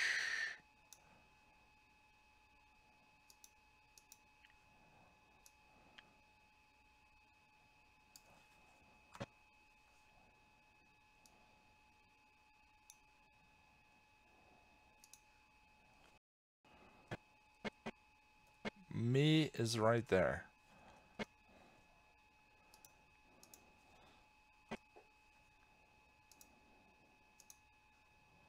Right. Me.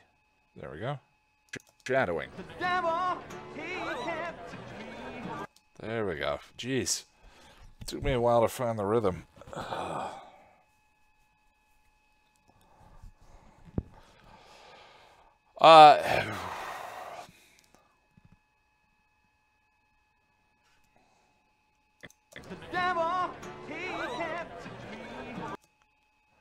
So now we razor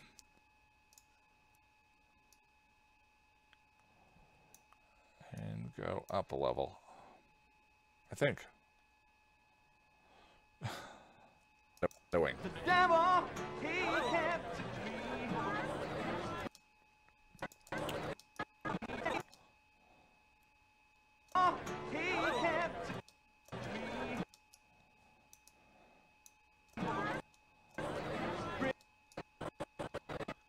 Cuz is right there.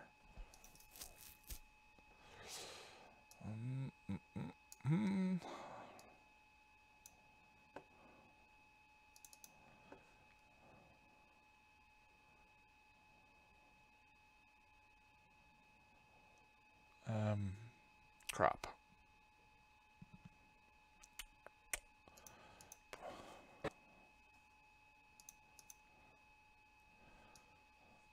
Undo. There we go. Cuz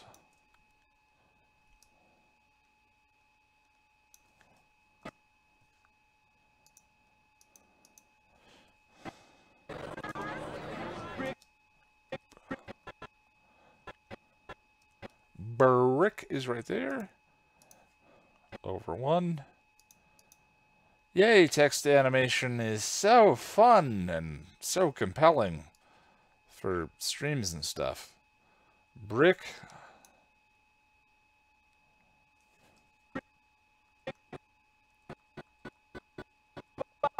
There's a buy.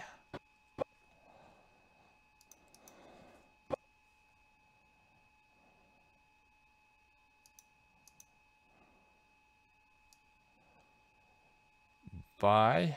There we go.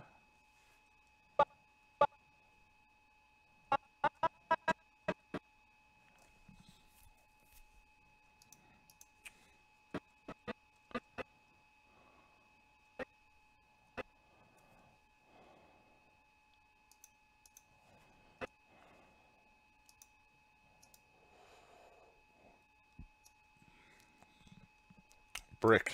There we go.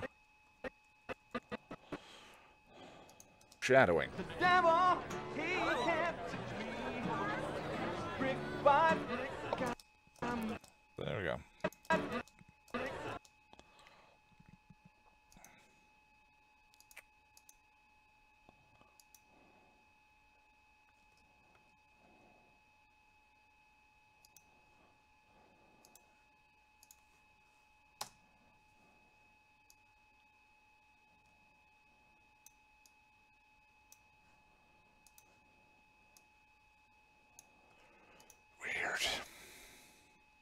Say, well,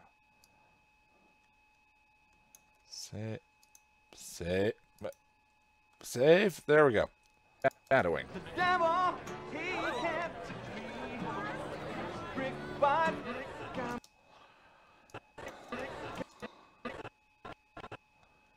because brick by brick. Literally, brick by brick. Okay, here we go. I'm...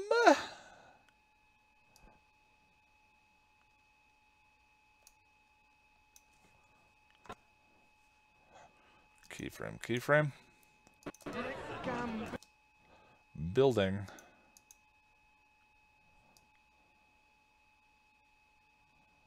I'm... Keyframe, keyframe.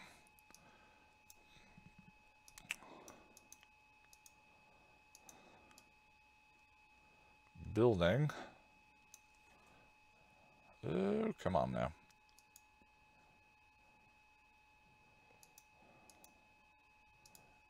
Right. There we go. Over. Keyframe. Keyframe.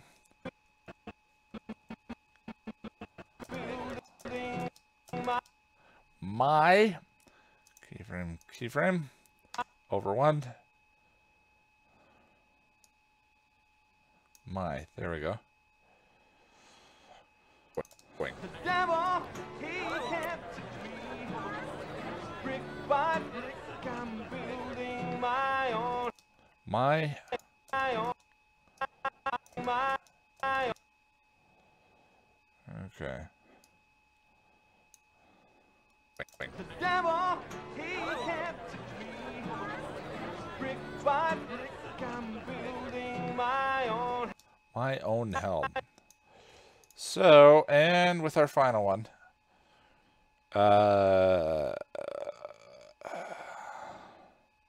Crop. Where's the bottom? Right bottom. Own hell. There we go. Okay. And so, keyframe, keyframe. Own. Over one. There's hell. Keyframe. Over one. Keyframe, keyframe. Great googly moogly. Singing an interesting piece of foreshadowing. The devil, he kept me. Singing an interesting piece of foreshadowing. The devil, he kept me. Brick by brick, I'm building my own hell. I like it. Oh, wow. Great. It was totally worth it. It was... The hell is having to make that animation forever. Okay. Foreshadowing. The devil, he kept me. Brick by brick, building my own hell. I think it looks good though. Okay. And then we do this. So, I like it, but why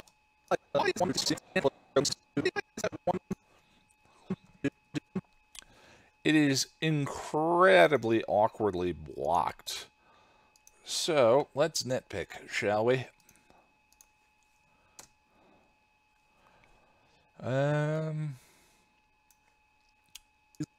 Space, bro. Where do you go?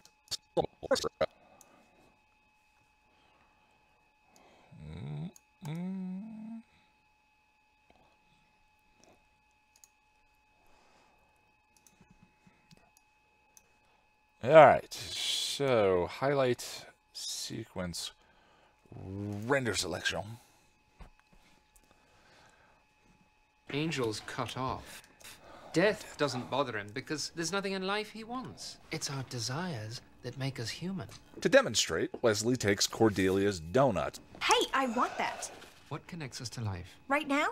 I'm going with donuts. So, by his own analogy, Wesley just took out a bite of Cordy's reason for living. Messed up, in a hilarious way. At the fair Cordy gets vision infected at, there is a dude singing an interesting piece of foreshadowing. The devil, he kept me.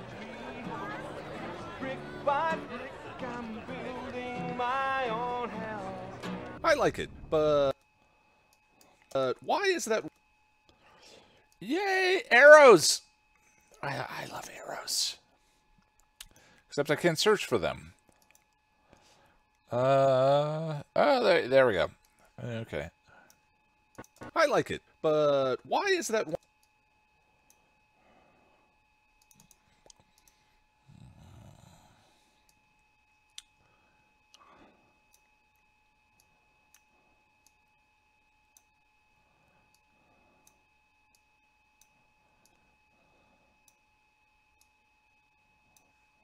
I like it, but why is that one dude standing so close to the dude?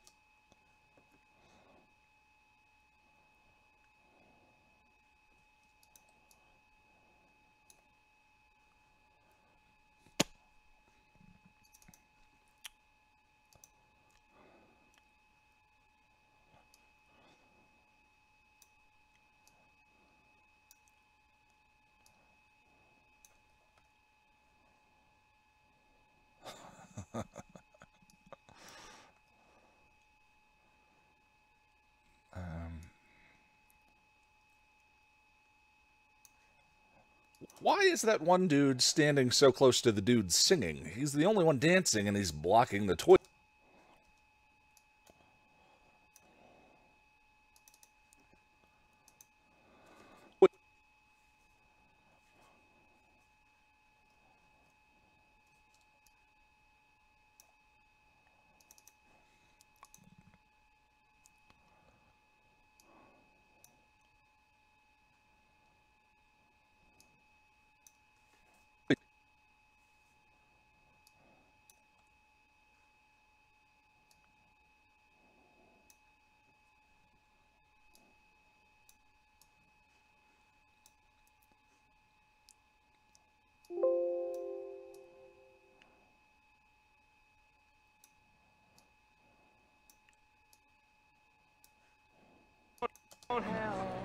I like it, but why is that one dude standing so close to the dude singing? He's the only one dancing and he's blocking the toy table. Personal space, bro.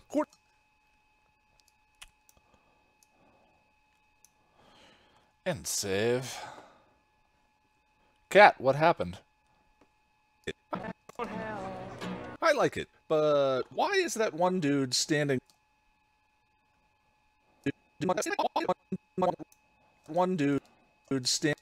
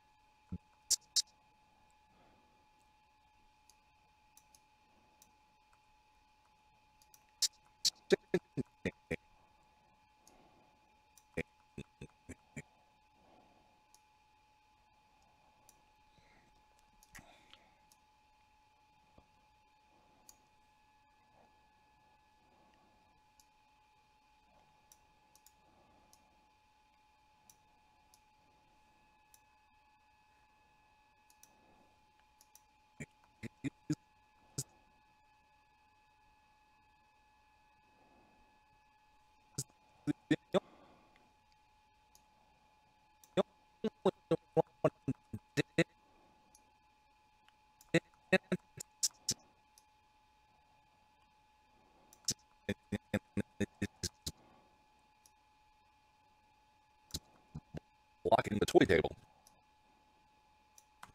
Personal space. Cordy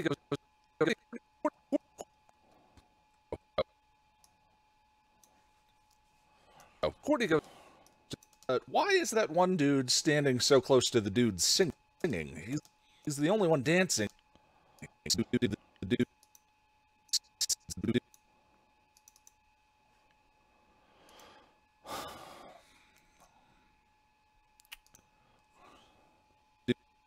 singing. This might be perfectionism, but what of it? You're not perfect. Wait, he's the only one dancing, and he's blocking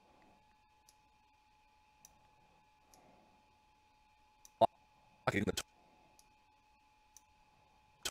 toy table.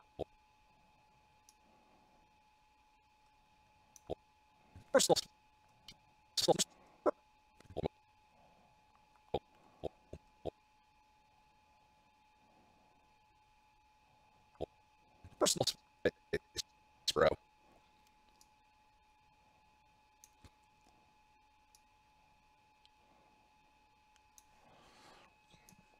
Okay, let's try that.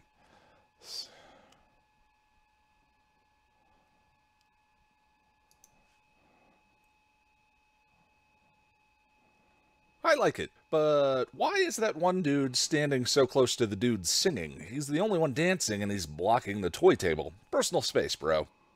Cordy goes. It's funny. I think that those extra keyframes of animation make it so much more interesting. It feels like the arrows are actually tracking them. I like it, but why is that one dude standing so close to the dude singing? He's the only one dancing, and he's blocking the toy table. Personal space, bro. Cordy goes down. There's an extra frame there that is looking like garbage. There we go.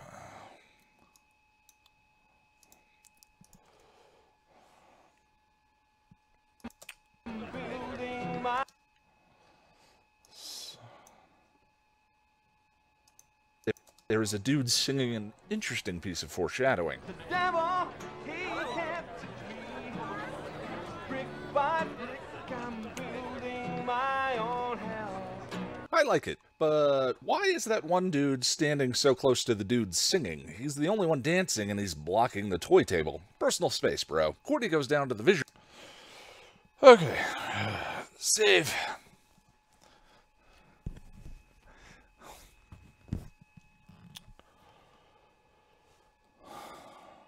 Oh yeah, stupid restructure has decided they don't need me. I'm sorry to hear it, Cat. That's lame. Wine cheers? For more interesting future? I don't know. There's very little to say when someone's dealing with crap like that. That just sucks. So, hang out. Relax-ish. Hang out. All right. This is the episode where she buys crayons, yeah. Right now? I'm going with donuts. I'm going with donuts. So, by his own analogy, Wesley just took out a bite of Cordy's reason for living. Messed up, in a hilarious way. At the fair Cordy gets vision infected at, there is a dude singing an interesting piece of foreshadowing. The devil, he kept me. Brick by brick, I'm building my own hell. I like it, but why is that one dude standing so close to the dude singing? He's the only one dancing, and he's blocking the toy table. Personal space, bro. Cordy goes down to the vision poisoning, which brings Angel out of his apathy. Brings Angel out of his space, bro. Cordy goes down to the vision poisoning. Okay, here we go. Picture of moose. First Angel.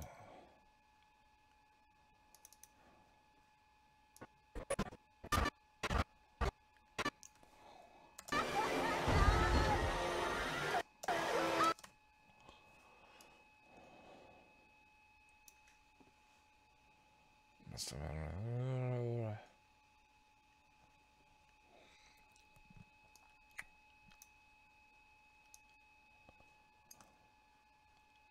Toy table. Personal space, bro. Cordy goes down to the vision poisoning, which brings Angel out of his apathy.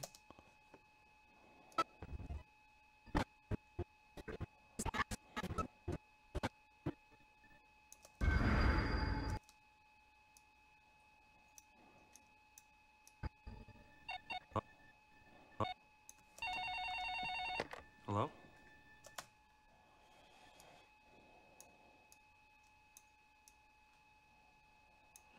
Angry Angel is the most fun angel.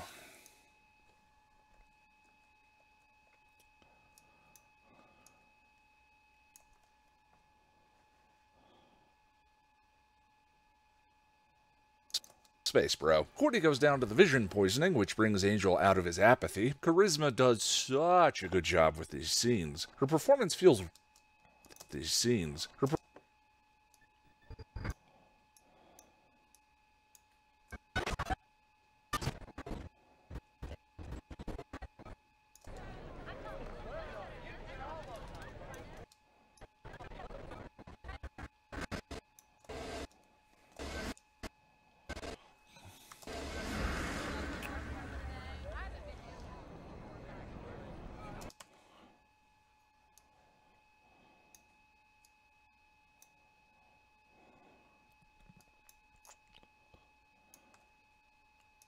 which brings Angel out of his apathy. Charisma does such a good job with these scenes.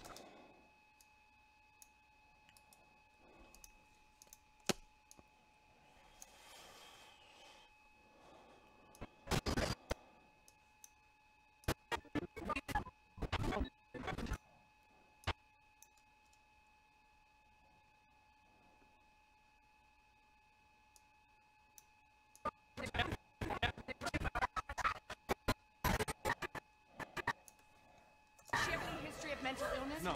Does she use drugs? No. Well, she's having a psychotic episode. We've done a CAT scan. There's no organic damage that we can see, but we can't seem to sedate her. Cordelia, can you hear me? Cordelia! Good lord. I just wanted to say I'm now editing at work while watching you editing keeps morale up. Love your meticulousness. I'm glad people get to see all the work you put into these videos. Thank you, Siwa Elfson. I apologize for butchering that. Yeah, well, mostly I edit on stream to keep myself honest and keep working. But it's nice. I get quite a bit of comments from people, quite a number of comments from people saying, wow, this is way more complicated than I thought it was. Vision poisoning, which brings Angel out of his apathy. Charisma does such a good job with these scenes. Her performance feels real and very hard to watch. Angel gets to the watch. And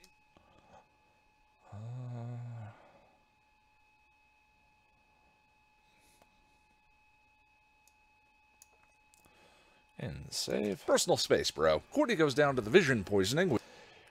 Let's take a minute, shall we? Back up.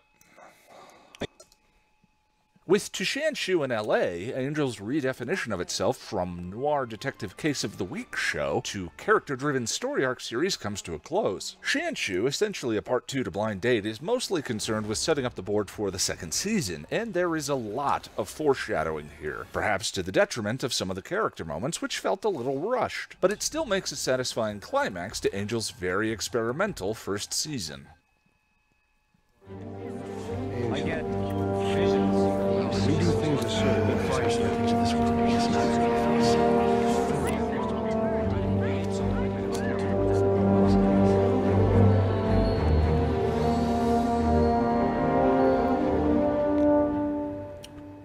Wesley is busy trying to decipher the prophecies of aversion that Angel lifted from Wolfram and Hart in the previous episode. He sure gets testy when he's translating. This word is pivotal to what it prophesies about the vampire with a soul. Minor correction to something I said in the previous episode guide. The prophecy refers to Angel as vampire with a soul, not by name. Our trio gets an unexpected visit from David Nabbit, who I still like, but whose presence generally slows the episode to a crawl. You fight demons. At any moment, one of them could walk right through that very door.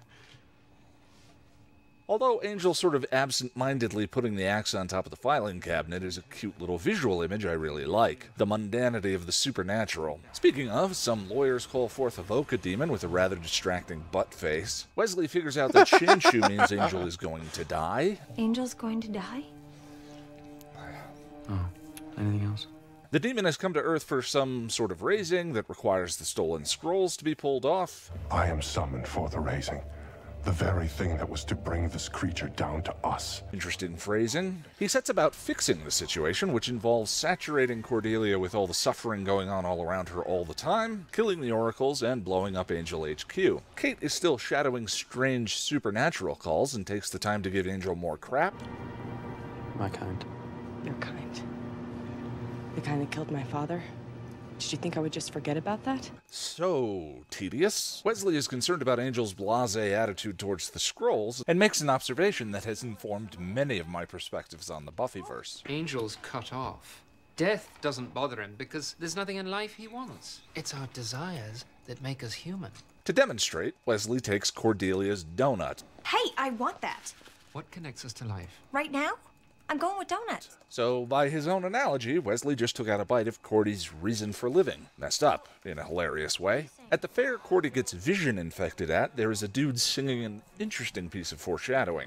Devil, he tempted me. Brick by brick, I'm building my own hell. I like it, but why is that one dude standing so close to the dude singing? He's the only one dancing and he's blocking the toy table. Personal space, bro. Cordy goes down to the vision poisoning, which brings Angel out of his apathy. Charisma does such a good job with these scenes. Her performance feels real and very hard to watch. Angel gets to the hospital. Okay, I think I'm going to end the stream there. And just wrap up tomorrow. Are we more than halfway? Let's see. No, we're less than halfway.